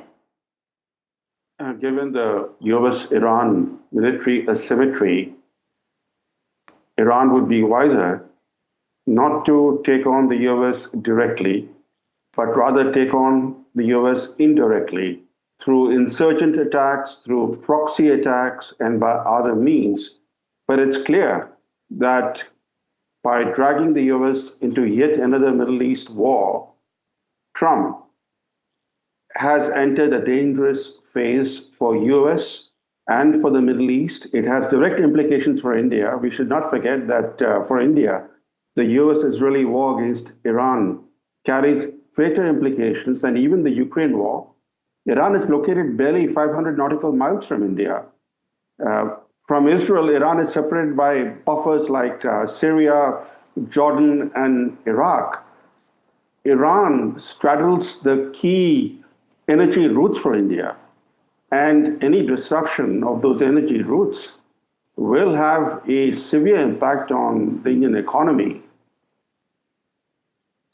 All right. And is that really your worry? We'll just come back to you, Dr. Chelani, in a moment. Let's go back to NDTV's Ankit Tyagi in Tel Aviv. Ankit, go ahead. Vishnu, what we're trying to do, we're trying to just come up at one end of this mall to try and give you a vantage position. While all those claims about whether civilian areas have been hit in Tel Aviv, this is, Ramat Aviv, and where I am standing at this moment, the area that I was showing you from down below. This gives you, a sense, a vantage point of how the damage has taken place. I will point out to that building that you see. All these 3-4 buildings are all residential buildings. At the top of that building, you would see the entire, roof has collapsed in one of the buildings, and shattered floors on the other. Behind me as well, this is a low-rise building that is just behind me, residential area again, which has taken the impact, the hit here. Many houses that you would see broken. On the other hand, there are rescue operations which are in fact still on, cleanup operation which are still on as we speak, and all across where I can see there are security forces and rescuers, those who are on the ground, ambulances still on standby. The cleanup in fact happening. These trucks, as you will see behind me, are taking away all that in fact they can pick up from this place. So this very much is near the university here in Tel Aviv, where this hit took place a short while back, and all across at this moment, the people, those who have their houses here, not allowed to go in. Some whose houses are intact are trying to take their belongings out from that very place. Ambulances, the fire security, and security officials all across in this very residential area. This is one of the areas which has been impacted in the recent strike. We were told that about 27 missiles and rockets were launched this morning in the retaliation. There are other areas which, of course, only after the confirmation from the IDF, which would be able to tell you in Tel Aviv and other places which have been impacted. But what we can at least confirm here at this moment from where we are standing, on NDTV, that there are these places, the residential areas, which have borne the brunt of this recent retaliation from Iran. The residential quarters, houses, and also a shopping center which were targeted. Not many, thankfully, not many injuries here. 11 people total have been, we have been told, have been injured, and none of them at this moment are critical, is what the Israeli Defense Forces have put out. Indeed, that's a very important point you made, Ankit, that most of these attacks have been in residential areas, but no fatalities or critical injuries so far. Any word on some of the other cities where there are some visuals coming in? If, Ankit, you've been speaking to people there, any update there? Some visuals are coming in about some of the other Israeli cities, if you've been able to get a word on that. Well, the social media here is abuzz with visuals, from various parts, Haifa, Jerusalem. But as I said, till the time there is a confirmation that comes in from the security forces, it will be difficult to ascertain them. But one thing is for sure, multiple cities today were targeted. Like I said, in fact, 10 cities were targeted is what we are being told. And significant damage in civilian areas has been sustained in some of them. We are still trying to assess exactly where all, this entire strike have caused the kind of damage that we are seeing here in Tel Aviv. Remember, even yesterday, there were 5 missiles which were lobbed by Iran. All of them were intercepted by the air defense systems of Israel. But today, about more than 27 were lobbed in, out of which few have managed to penetrate the Iron Dome and the air defense systems. And the result is what we are seeing here at this moment in Tel Aviv. Ankit, we'll come back to you in a moment. Let's go back to Dr. Brahma Chelani. Dr. Chelani, if this were to expand and become bigger, what is the course that you see this conflict potentially take?